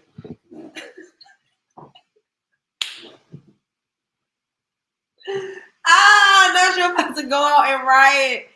Oh my God, I cannot. Not sure about to go out and riot. No.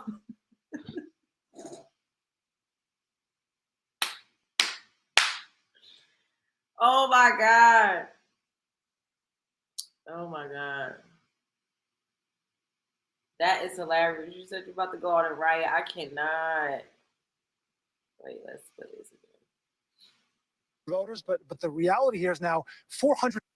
Governor Tim Walz is from. This is where he taught with his wife. This is where Coach Walz is from. Right now, Republicans are winning his county. It just goes to show when you talk about how Trump may or may not win this election, he's driving up votes in rural areas. I'll show you another one, Stearns County, which actually has a large Somali American population. 95% of the vote in, he's overperforming there. So again, Minnesota, it doesn't look like it's in trouble for Democrats right now. So 50% of the vote is out. But when we look at those rural counties, he's overperforming even in a place where Governor Tim Walz is from. Guys?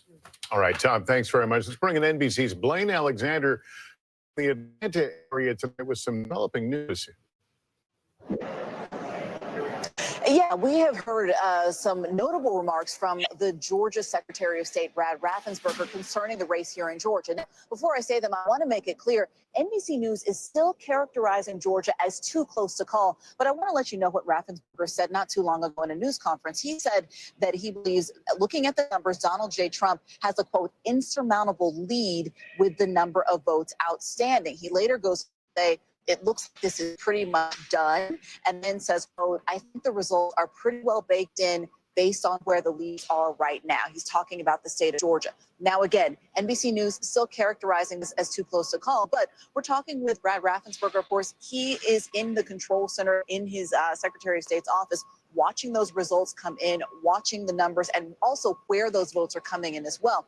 Now, I've spent the evening talking to some of my Republican sources throughout the state, and I asked them the question. I said, one, how are they feeling? They were all optimistic. But I said, if there is a lead from Donald Trump winning here in Georgia, what would be different from 2020? Of course, we all know that Georgia kind of shocked so many people around the country 4 years ago by flipping blue and helping send Joe Biden to the White House. But they said, again, across the board this time, that it was the push toward early voting by Republicans that they believe has really made a difference in the Peach State this time around. You remember 4 years ago, Donald Trump was really waving people off from voting early, telling them to go on Election Day. This time we've seen a very different message. His surrogates have been preaching a very different message. Even Governor Brian Kemp and other top Republicans in the state have been pushing that early voting message. When I spoke with one Republican source earlier tonight, he said, looking at early voting, he was optimistic.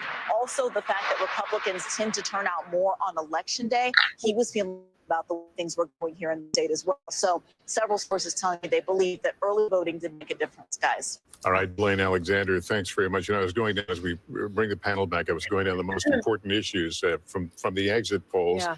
Immigration was number 4. That's right. And that was Donald Trump's closing message, right? I mean, it was his message since he's been in the race. Think about his biggest day one policy priority, mass deportation. He's talked again and again with very few specifics on how that would be implemented about deporting people who have come into this country illegally here.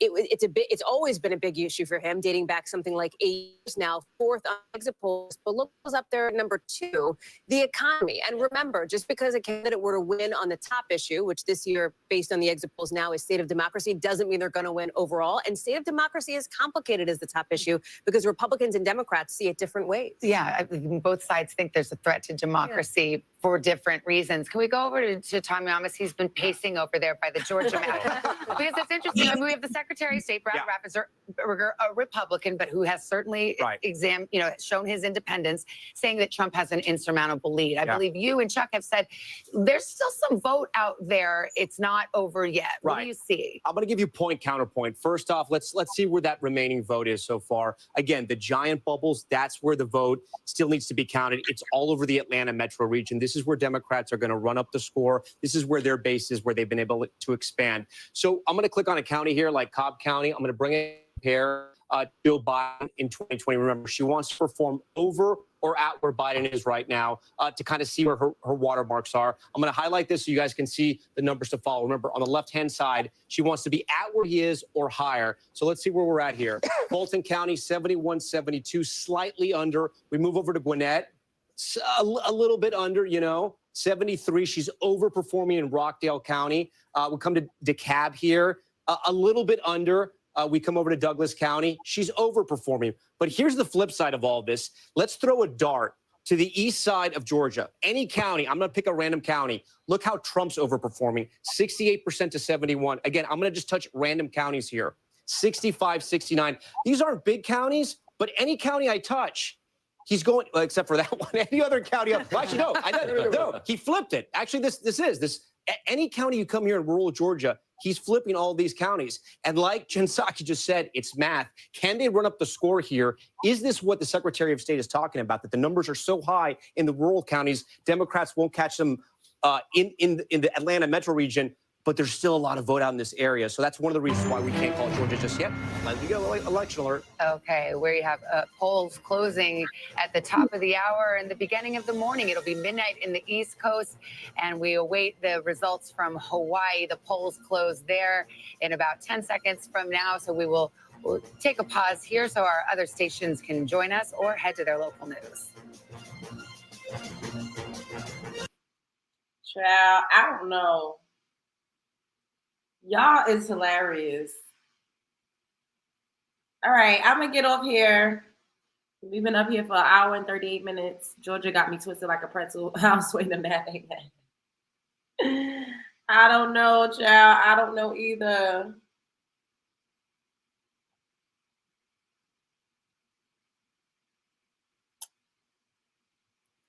I don't know. What y'all think is about to happen? Y'all think it's gonna be riots in the street? Y'all think it's about to be riots, like for real, for real? I hope Project 2025 gets flushed down the toilet. I didn't read it, but I don't know. Like, I don't think that they could just implement any of those things. Like, you need Congress, and you got to go through a bunch of different steps to do certain things in different states. Like, you can't just. Yeah, I don't think any one organization or one person has that much power. It could go either way. Yeah. Don't Trump still have court cases? So from what I heard, he doesn't. From what I heard, he didn't get like convicted of a crime, and his court cases are donezo. Like, they're not still open or pending or anything like that. Leave the riots for the clear people. Because honestly, when we riot in our neighborhoods, we don't do anything but just mess up where we have to live. So I agree with that. Oh my God, my chest. Jesus Christ. Prayers for us all. It's about to go down. We can't storm the Capitol like them palm-colored people. We about to have a felon in the White House. This can't be real life. Oh my God. Is he convicted though? Let's Google. Let's see.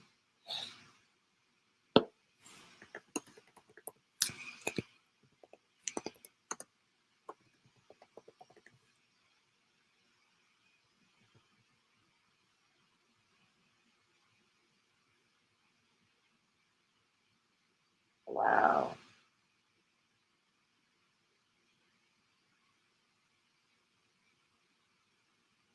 Trump has been convicted. Can he still run for president? This is from June. Let's see. This is crazy. The world is a shit show. Trump has been convicted. Can he still run for president? The Constitution. Oh man, come on. Don't do this. No. Ain't nobody about to subscribe to this shit. I want to see it. Let's see. Trump is a convicted felon. Does that actually mean anything? He cannot serve on a jury, but BU law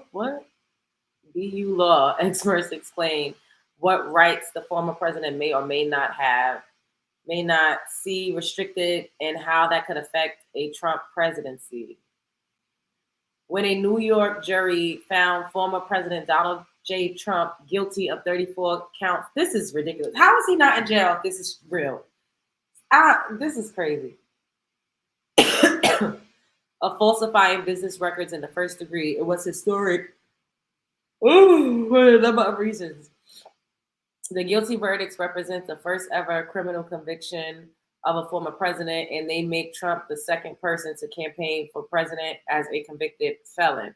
The first was Eugene V. Debs, the Socialist Party candidate who famously ran for president from a jail cell in the 1920 election. Trump's sentencing is expected in early July. Trump is currently the front runner as a Republican candidate for presidency. No law exists that bars a felon from running for president. But the reality of having a criminal record complicate Trump's bid for the Oval Office. Bottom line, it likely doesn't mean much. A lot of negative consequences of getting a felony really aren't going to apply to Trump because of his wealth and status. Normally, a felony conviction is a big deal. He says it can prevent individuals from receiving government assistance, like public housing. It can impact job and student and loan applications, but none of those things are going to affect Donald Trump because his wealth isolates him from those consequences.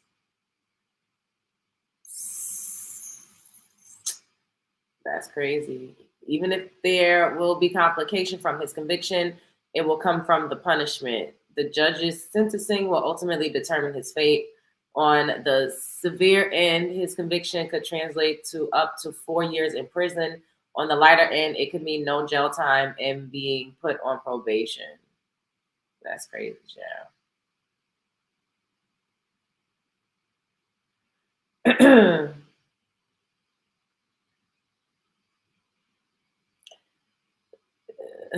This mess is an episode of The Simpsons or something. We are at the laughing stock of the world. He was convicted, but money talks and BS walks. That part. Facts, these women better not sleep with these men. In Brazil, the president went to jail as well and still won. Trump was found guilty on 35 counts of criminal activity. We better go clear out the stores and buy up all the candles. If a felon is president, then they need to legalize the broccoli. It's not legal? I thought it was legal in majority states, no? Yeah, he already won, y'all. Like, I think Trump won. I don't know what else is there. Like,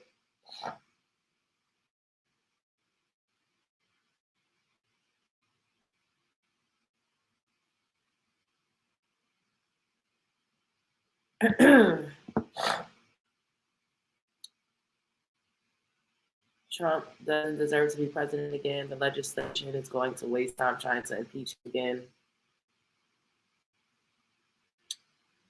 If they impeach him, does that mean that the vice president, J.D. Vance, is going to be president? Or how is that going to work?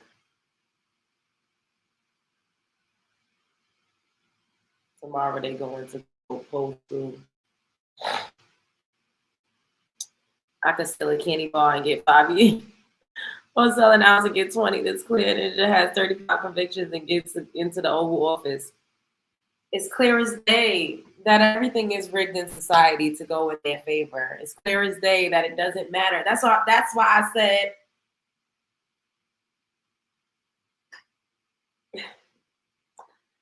numerology been predicted he won. Today is a personal day 8 for him.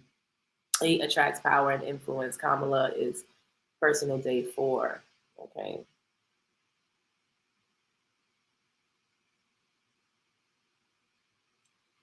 Vance will be president if he gets impeached. The world is a joke. It damn sure is. This feels like a movie. Like, none of this feels real. It's legit like a movie.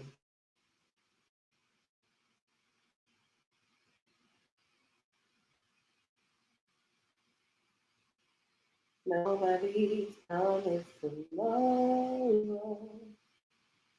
Trump is 40 votes away from winning the Electoral College.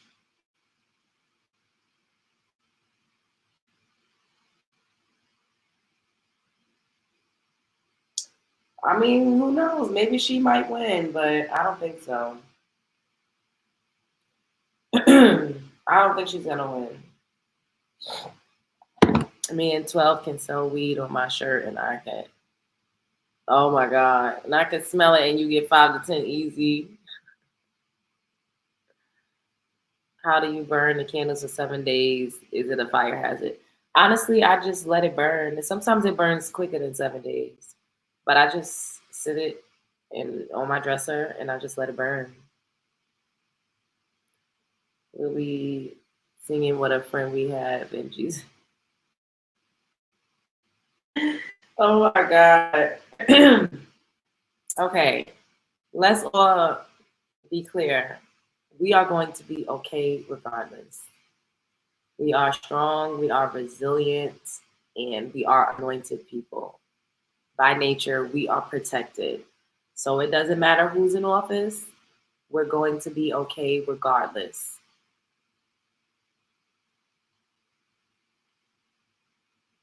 I need y'all to think that. Stop thinking everything is going to go to shit, because you all are full of energy. And if you're putting that energy out there toward negativity, then guess what? We are manifesting negative shit. Stop that.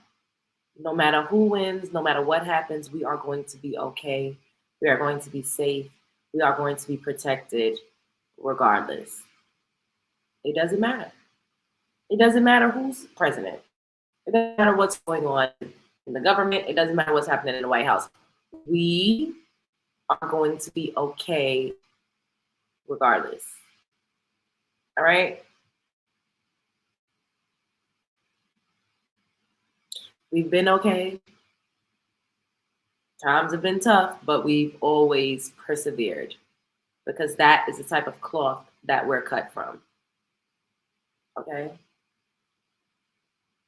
It does not matter who wins. We are going to be okay. We're going to be safe. We're going to be protected.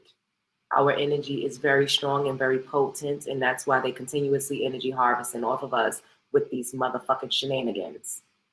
Don't play into it. It doesn't matter. Neither one of them give a fuck about you in real life. You have to know that. You have to know.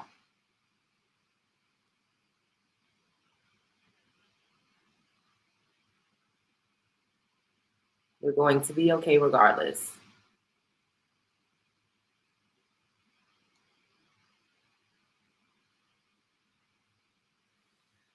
I don't know why people think Kamala could win when Hillary couldn't. Facts, LJ, we still need to cut up to relieve the stress of this man.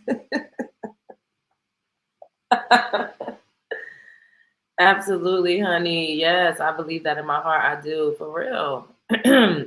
Well, politicians only care about themselves for the most part, that part.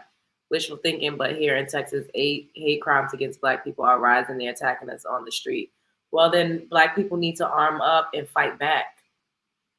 Fight the fuck back. We've been getting attacked since the inception of this country. Do you think the politicians ever really gave a fuck? No, they don't. We always had to protect ourselves, and we need to arm up. Y'all, you could license to carry. You could carry, open carry. So make sure you got that thing on you. Don't stop being a scaredy pants, especially as the men, because y'all will fight each other and y'all will unalive each other. So go to war with somebody else out besides yourselves.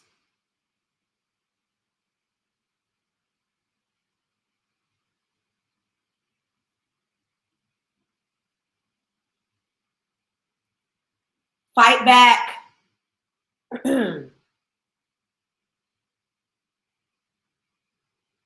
Fight back.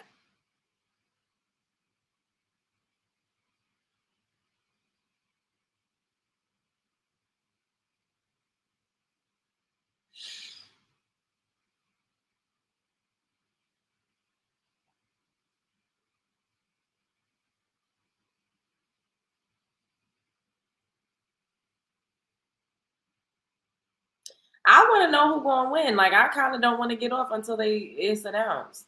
But I don't.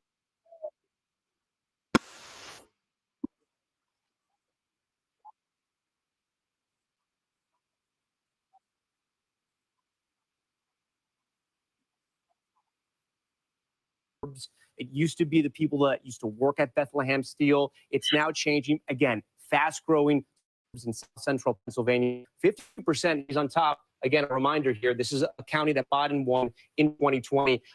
And this is new right now. This is Bucks County. 56% in. Still a lot of the vote is out. There's only about a 400 vote difference there. We're still waiting on 183,000 votes. So Republicans can't really draw too much out of this. But Democrats would rather these counties were all blue. Let's move a little further south around the color counties of Philadelphia here. Montgomery County, this is where Governor Shapiro is from, 61%. Performing slightly Joe Biden, but not too bad. Chester County, 58 to 54. That's a bigger gap. Again, remember, Joe Biden wins Pennsylvania because he does better than Hillary Clinton in those suburbs around Philadelphia. And let's take a look at Philadelphia right now. Okay, 81 for Biden, 77 for Kamala Harris. There's still about 30% of the vote is out. But again, these aren't the trend lines that Democrats are going to want to see. Look, it could all change when that vote comes in. This is where we are right now. This is a snapshot in time. It could all change. Erie County is another swing county that we're watching. About 75% of the vote is in. She's overperforming Biden there. That's a good sign for her, especially in Western PA, where Democrats knew they were going to have some trouble because of the issue of fracking. And let's look at Allegheny County real quick. This is Pittsburgh. 90% of the vote is in, and she's not at the same mark where Biden is. That's where we stand right now, guys, in Pennsylvania. How about Wisconsin? Can you do Door County? Because Yes, Amberella, and that's my point, babe. And I'm so glad you pointed that out, because Black men will unalive each other for stepping on their fucking sneaker. Where I'm from the fucking hood, the ghetto, Brownsville, Brooklyn, New York, Brownsville. Multiple of my childhood friends was unalived. I seen my first that I lost my V card to shot in the head on the fucking concrete because of jealousy, and he was dealing on somebody's corner or something like that. My ex's little brother was shot in Newark, New Jersey, in the back on a bicycle at a gas station because of jealousy and sex and all of this other shit. One of my other friends, Isaiah, was shot over a girl. But y'all real scary when it comes to other races of men. And that's some psychological shit that y'all need to break down.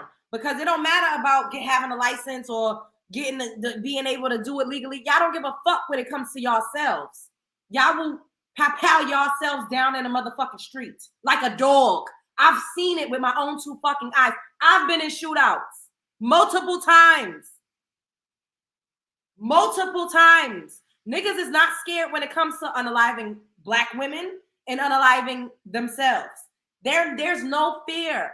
But for whatever reason, it's because of the MK Ultra and the magic and the psychological warfare that we all have been under. You all are scared. You think that white men are your God. It's a sickness. It's a sickness. Definitely not true. What's not true? Black on black crime? That is absolutely a real thing. Yeah, but I also talked about Newark, New Jersey. I've been to Philly and seen motherfuckers getting on with each other and pull out pop house. Not just Brooklyn. All over the goddamn country. Y'all will strap each other down. Let's not talk about Chicago.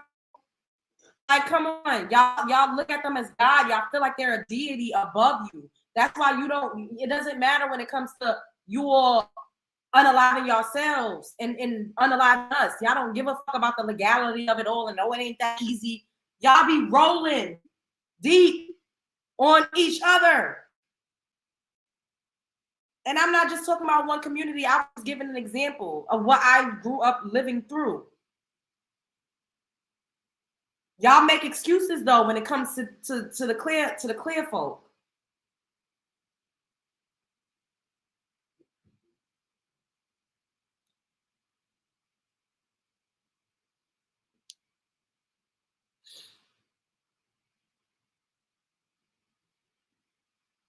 They don't ever want to admit the truth, but well, we know what's going on. We know what's up.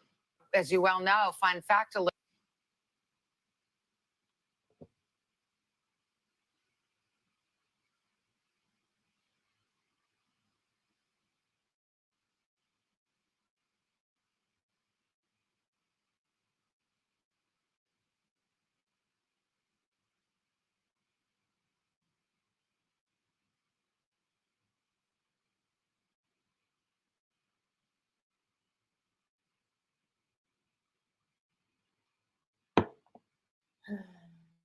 Of North Carolina, the Gretchen Whitmer, who could possibly bridge that gap.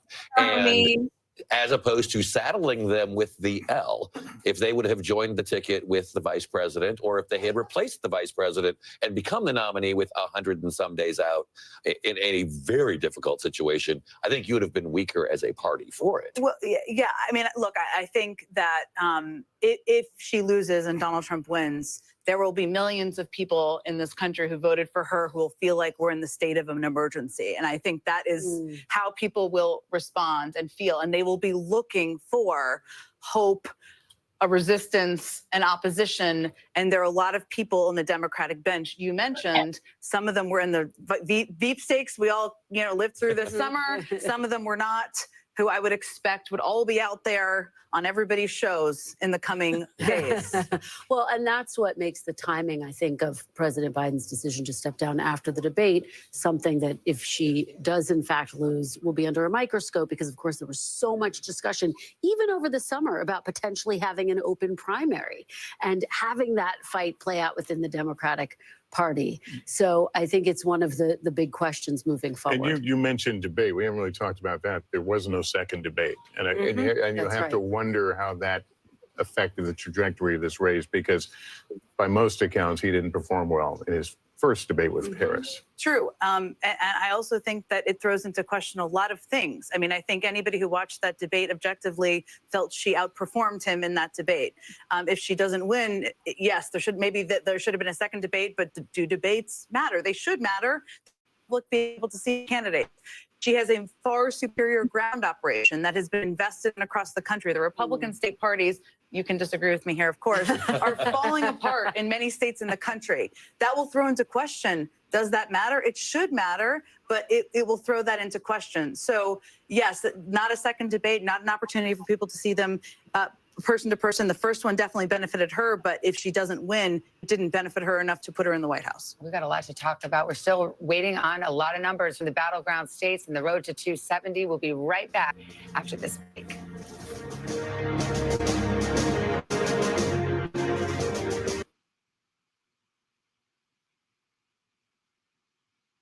Man, we could talk about that all the time, like, but they won't ever be honest about that. They know, like, they not scared when it comes to taking out each other. But baby, tell them to arm up against a white man. They always.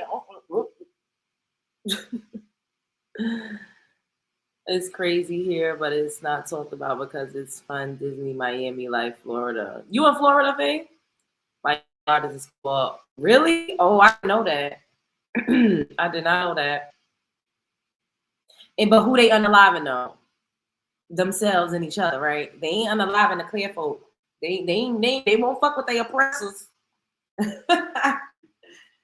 They won't fuck with their oppressors, shall.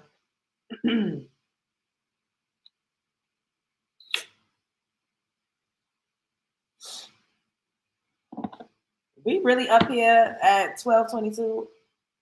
Yeah, it's a I would have been up anyway. It's probably just scrolling. Where's Mia? I don't know. She probably doesn't even know that we're live because the notification. Excuse me. All of my subscribers don't get notified when I'm live. Look at how a little bit of people is up in here, and then also it's like the time of day too. But a lot of y'all don't get notified, so it's. This algorithm is very fickle. Yes, I was born and raised in Miami. Oh, not at all. That's why we are in the conditions we're in as a community because Black men won't fight against the oppressors. Oh, yeah. Sure didn't get a notification. Exactly. I heard that. I'm about to go pour some ginger ale. Wait, let me see if I can put this back on.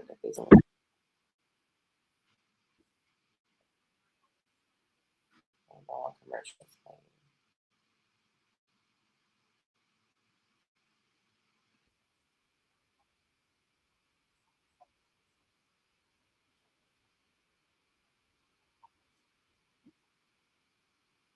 Michigan, 15 electoral votes in play, too close to call. Donald Trump with a narrow lead of Kamala Harris as we continue to watch this one unfold. Let's zoom in on Michigan with Tom Yamas. What you got? Hey guys, okay, so we have now more than 50% of the vote is in Michigan, as you mentioned, Lester, 15 electoral votes. This was Biden's largest margin of victory in 2020 when it came to the battleground states. Almost the whole game is Wayne County. It's Detroit, not enough vote there. About a quarter of the vote is in. We can't really make any projections or calls here because so much of that vote is out. But just to give you an idea of where Biden was in 2020, again, a lot of this vote is out, so I don't want to spend too much time on this, but 68% tonight, right now, Harris at this point in time is at 58%. Not a great number for her. It is a tale of two suburbs in Michigan, right? You have Oakland County. This is where Kamala Harris did that rally, or I should say that town hall with Oprah Winfrey. This is one of the wealthiest counties in all of Michigan. Pontiac, Michigan is here, the suburbs of Detroit. This is where Biden was in 2020, 56%. This is where Harris is tonight, 53%. There's still about 20% of the vote. Just over Macomb County. Now, this is a little more middle class, a little more working class. It is a suburb of Detroit as well. Republicans do very well here. Trump was at 53%. There's only about a third of the vote in. He's at 57, so he's overperforming there. Some of the other areas we want to watch, Grand Rapids, Kent County. This is the last place where Trump held the rally last night. And, or I should say, yes, on Monday. Sorry, I'm getting my days confused here. Biden was at 52. She's overperforming there. That's good news for the Democrats. I also want to talk about Washtenaw. This is the University of Michigan. Go Big Blue if you're a fan out there. 1% is in. Remember, this is a college county. Democrats have to do very well here. Biden 72%. Tonight, Harris is underperforming right now with almost three quarters of the vote in. Ingham County, again, another college county. This is where Michigan State is. Half the vote is in. Biden was at 65. Harris is at 56.9. I want to see some Trump barometers right now. Cass County, Trump's at 66%. 4 years ago, he was at 63. So again, the story of Trump overperforming in those rural counties, we're seeing it as well in Michigan. Still, a lot of the vote is out, though. Look, we still need half the vote to come in. A lot of that's going to be Detroit, as we know. I'm going to look at Saginaw. This is a battleground county. This is where she toured that semiconductor plant. We don't see much there. There's only 1% of the vote in. I don't want to draw anything from there.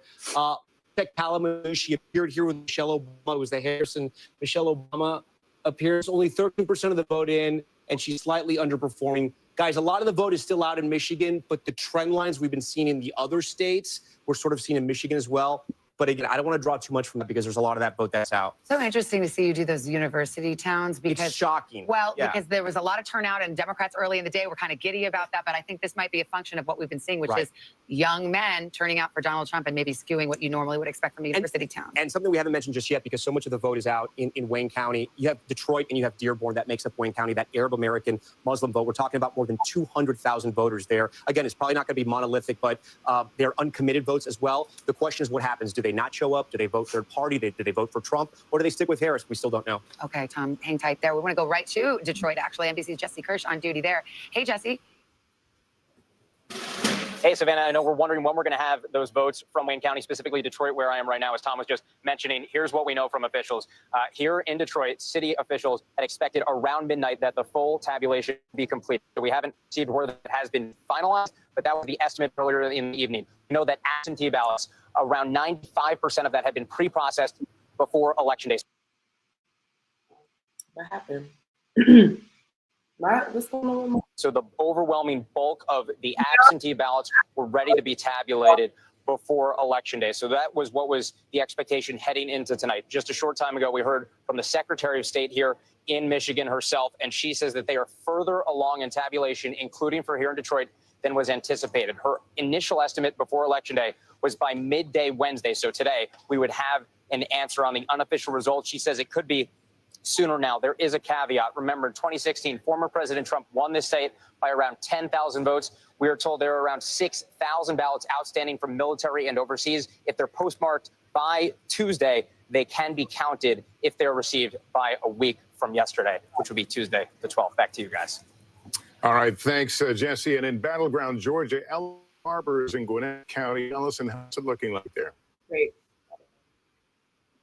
Hey, Lester, it's starting to get a lot quieter in this tabulation center, and that's because for the most part, they're almost done here. We're told by election officials in this county, there is one precinct that is still out of the 156, 155 have been counted. They're still counting one final precinct and a few absentee ballots, but voter turnout here has surpassed what we saw in 2020. That's something both Democrats and Republicans were hoping for. But what Republicans were hoping for specifically was that Trump could maybe get a couple percentage points above the 40% that he had in this state back in 2020, and that it would be enough to chip into Harris's margins and the Democrats' margins here and then carry the state.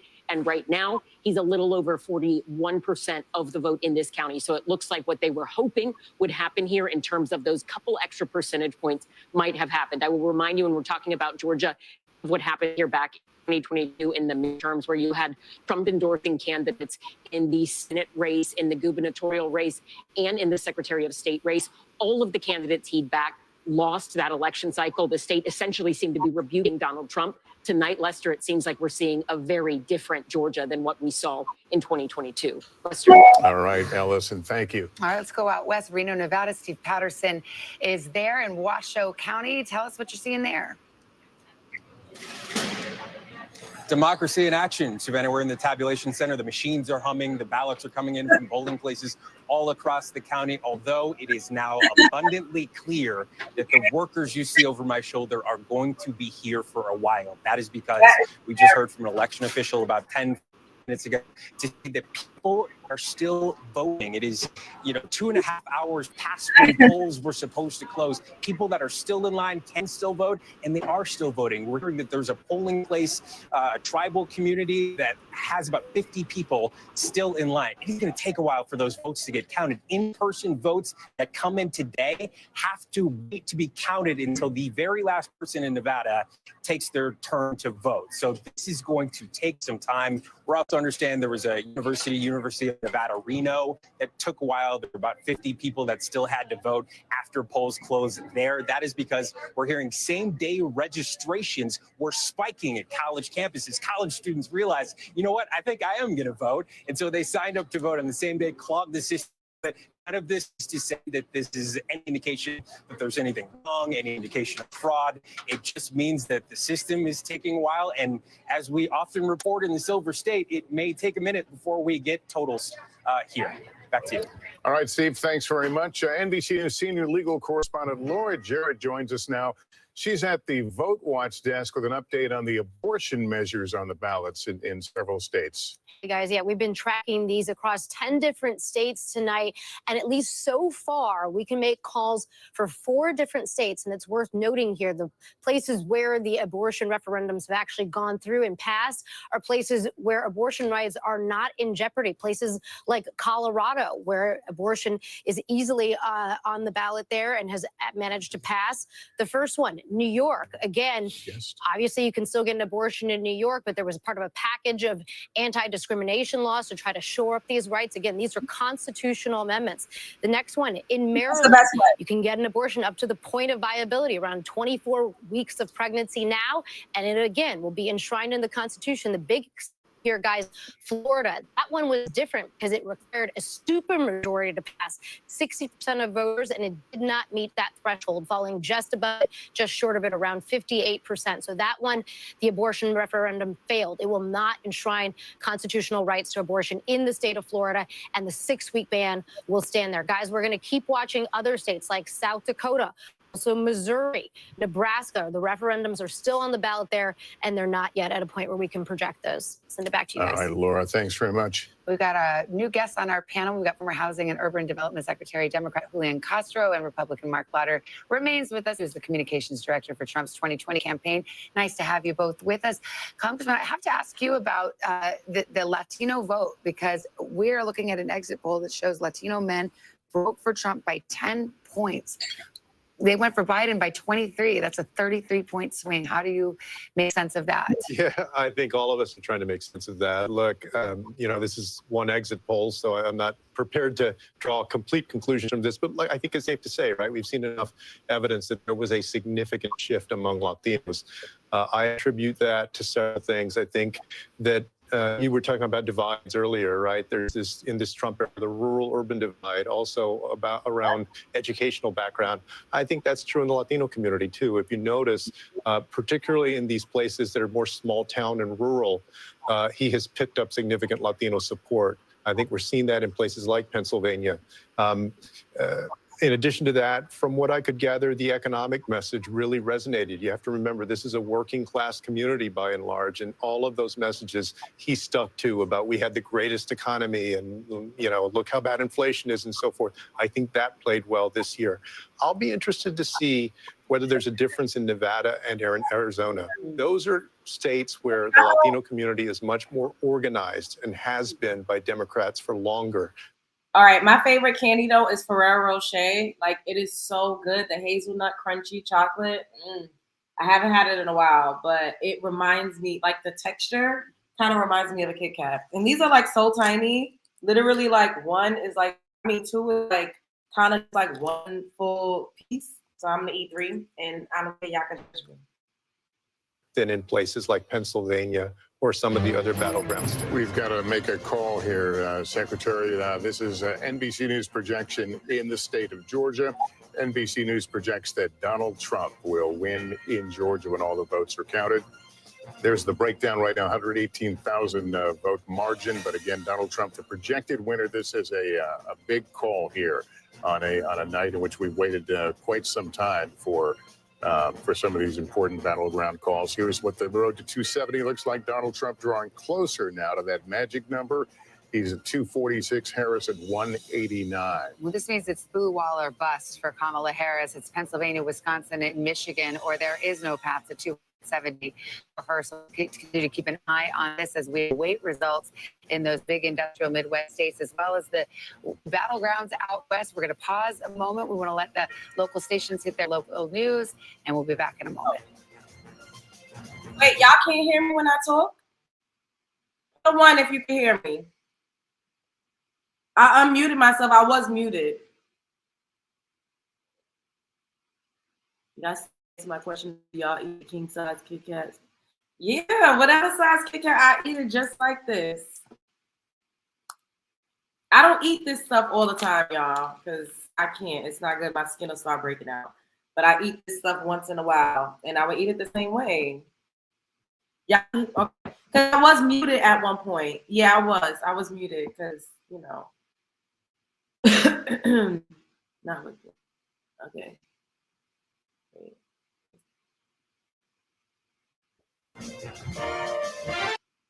Blue wall. She no longer has that path.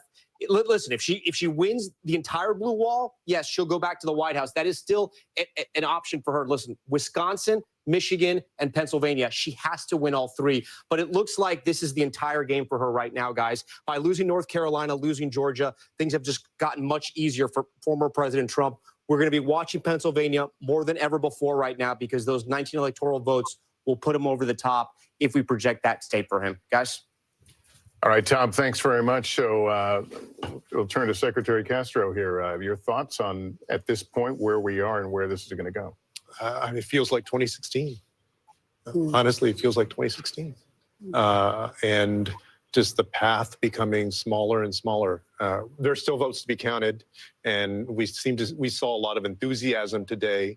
And so it's possible that you have significant election day voting that could change this. But what I've noticed is just in county after county in Pennsylvania that he's been overperforming and that she's been underperforming what Biden and Trump did in 2020. And that's, you know, for Democrats has to be worrisome. What do you attribute that to? I mean, it's early. I mean, but when you look at that, you can't say they didn't park in Pennsylvania. They did. You know, and they have this superior organization, most analysts think. What do you think was the difference maker? You know, I think she was put in a very difficult position by President Biden. Yeah, I hate to interrupt you, I'm sorry, but we have a call in the U.S. Senate that moves the balance of power in the U.S. Senate. NBC News now calling GOP control of the Senate. That's with the victory of Deb Fischer, the incumbent in Nebraska, who was given quite the run for her money from an independent there, Dan Osborne, who said he wouldn't caucus either side. But it went down to the wire. But in the end, the Nebraska Senate goes back to the Republicans, and that gives a leg up to Republicans and the gains they need to take control of the Senate. They should have won it based on how the map looks, and it obviously we are now projecting that they have it here. You've got that Nebraska pickup. Montana is still hanging out there. I'm also looking at some of these other races that are very, very close where there are Democratic incumbents in the Senate. So this is significant, obviously, for the balance of power in Congress and for whoever ends up in the White House, especially if it is former President Trump. A lot of eyes are going to be on what the House does, where the House goes here, with that landscape looking very different, of course, those critical races. Why don't we ask Ryan Nobles, our colleague who is here somewhere? He covers it. He covers Capitol Hill. Ryan, what we know now is the Republicans have control of the Senate. What we don't know is the margin, and you still have a very vulnerable Democratic seat out west in Montana. We wait for Michigan. We wait for Wisconsin. What are you hearing? Yeah, Savannah, I think of all the outcomes that happened here tonight, this is probably the least surprising. Republicans felt very confident about their chances of winning back the Senate, just given the map. There were 10 competitive Senate races across the country. 8 of them were held by incumbent Democrats. And the places where they were battling out these races were in places where the elections were expected to be very competitive. And we see that playing out here in a big way tonight. I do think perhaps the most interesting dynamic that's now playing out at this hour is that where Senate Republicans were confident of winning the majority, but they were very much talking to us about the idea of 50+1. They just wanted 51 seats to make sure that they would have the Senate majority leader, that they could control the legislation that came on and off the Senate floor. They're now talking about perhaps significant margins. They are now looking at that blue wall the same way that we are looking at the blue wall in terms of the race for president and seeing real opportunities for pickups in places like Wisconsin, in places like Michigan, in places like Pennsylvania. These were areas where Democrats were hopeful because they had incumbents there, or they had strong challengers, people running in open seats like in Michigan, who they thought they'd be able to run ahead of Kamala Harris, even if the race was close at the presidential level. Donald Trump's margins seem to be bringing those Republican candidates along with him in states along the blue wall. And then don't forget, there's 2 other Senate seats that are still on the balance as well. Yeah, I know you already talked about Montana, which Republicans feel very confident about, but we also have Nevada and Arizona. Arizona Republicans were not that bullish on, did not have high hopes for Kari Lake, the candidate there. The scenario in which they thought Kari Lake could win is the scenario that we see playing out right now. And that was a big Donald Trump victory that would bring her across the finish line. So there's no doubt that there are a lot of very happy people in the Senate Republican caucus.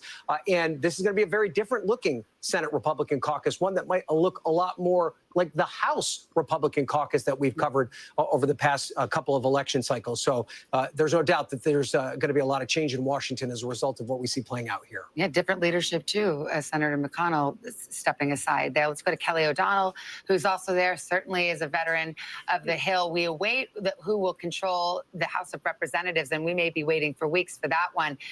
But Kelly, what's your takeaway here? Well, certainly if the Senate Republicans have this way of I feel like we're not gonna know until like tomorrow, like wee hours of the morning, it seems. But then I feel like we did find out like at night when Biden won, right? When did we find out? Do y'all remember the last election? What time we found out who was elected? I feel like it was at night, right? Am I bugging? Am I bugging?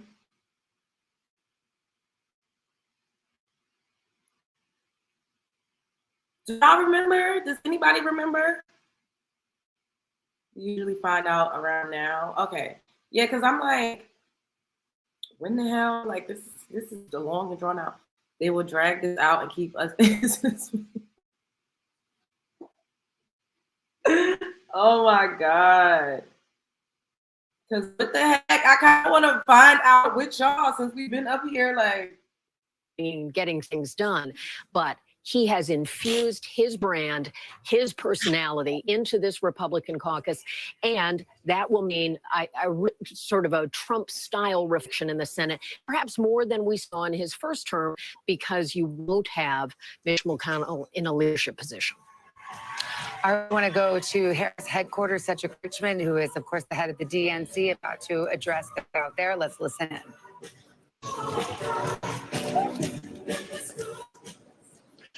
Good evening, Howard. Good evening, HU. I want to say good evening to all of the Harris campaign, the campaign family. Thank you for all that you have done. Thank you for being here. Thank you for believing in the promise of America. We still have votes to count. We still have states that have not been called yet. We will continue overnight to fight to make sure that every vote is counted, that every voice has spoken. So you won't hear from the vice president tonight, but you will hear from her tomorrow. She will be back here tomorrow to address not only the HU family, not only to address her supporters, but to address the nation. So thank you. We believe in you.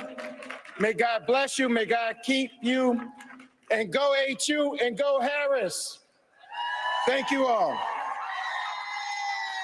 Richmond, who is, of course, the co-chair of the Harris campaign, and misspoke earlier. Apologies for that, saying that we will not hear from Kamala Harris tonight, but we will hear from her tomorrow. We've got Julian Castro here. What do you make of that? What are your tea leaves showing you? It reminds me of John Podesta coming out at the Jacob Javits Center around the same time. Maybe that was a little bit later in 2016. If I recall, the race hadn't been called. Had not been. When he first came out as was well. called probably an hour and a half later, if I remember correctly. Look, I think it's important to note that this is a different year. There are still votes to be counted. None of those battleground states have been counted, but it feels eerily similar to 2016. The parallels are really striking. If you're there at the Javits Center, which I was, to see not the candidate herself. I can't have that music playing. I just realized what's going on. So I don't know. Do we keep up like what? So we need to just come back in the morning because, child, it don't seem like we about to get no results no time soon.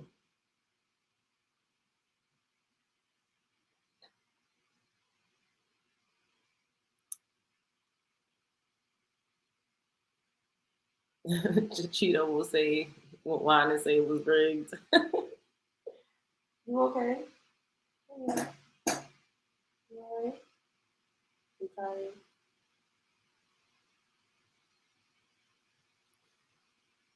I don't know. I think he's gonna win, but we could be wrong. I don't know.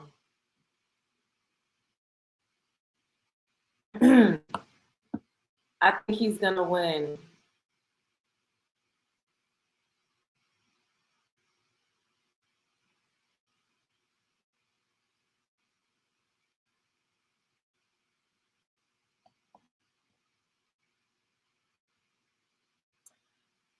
Ciao.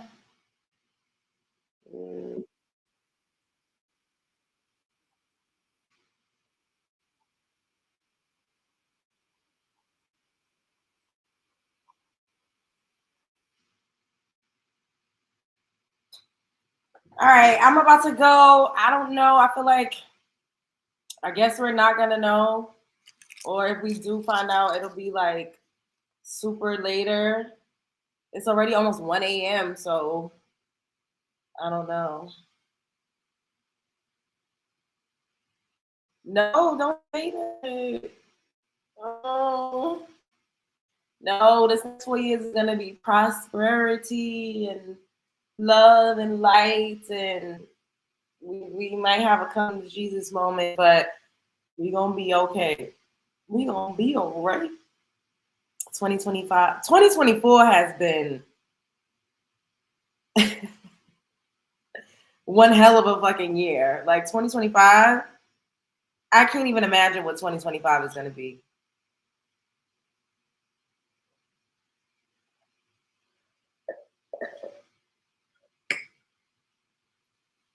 All right, y'all. I'm leaving for real this time. I love you all.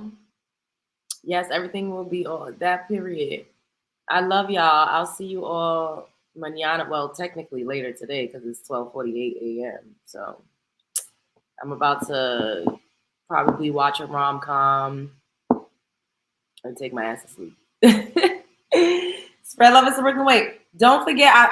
This has been way longer than I thought, so I might just crop out the candle. Well, it's at the beginning of the show, so even if you just watch for that, you could still, if you need to rewatch it for some of the herbs and the things that I did or whatever, and then maybe we'll do I'll do a video on how to write a petition. Yeah.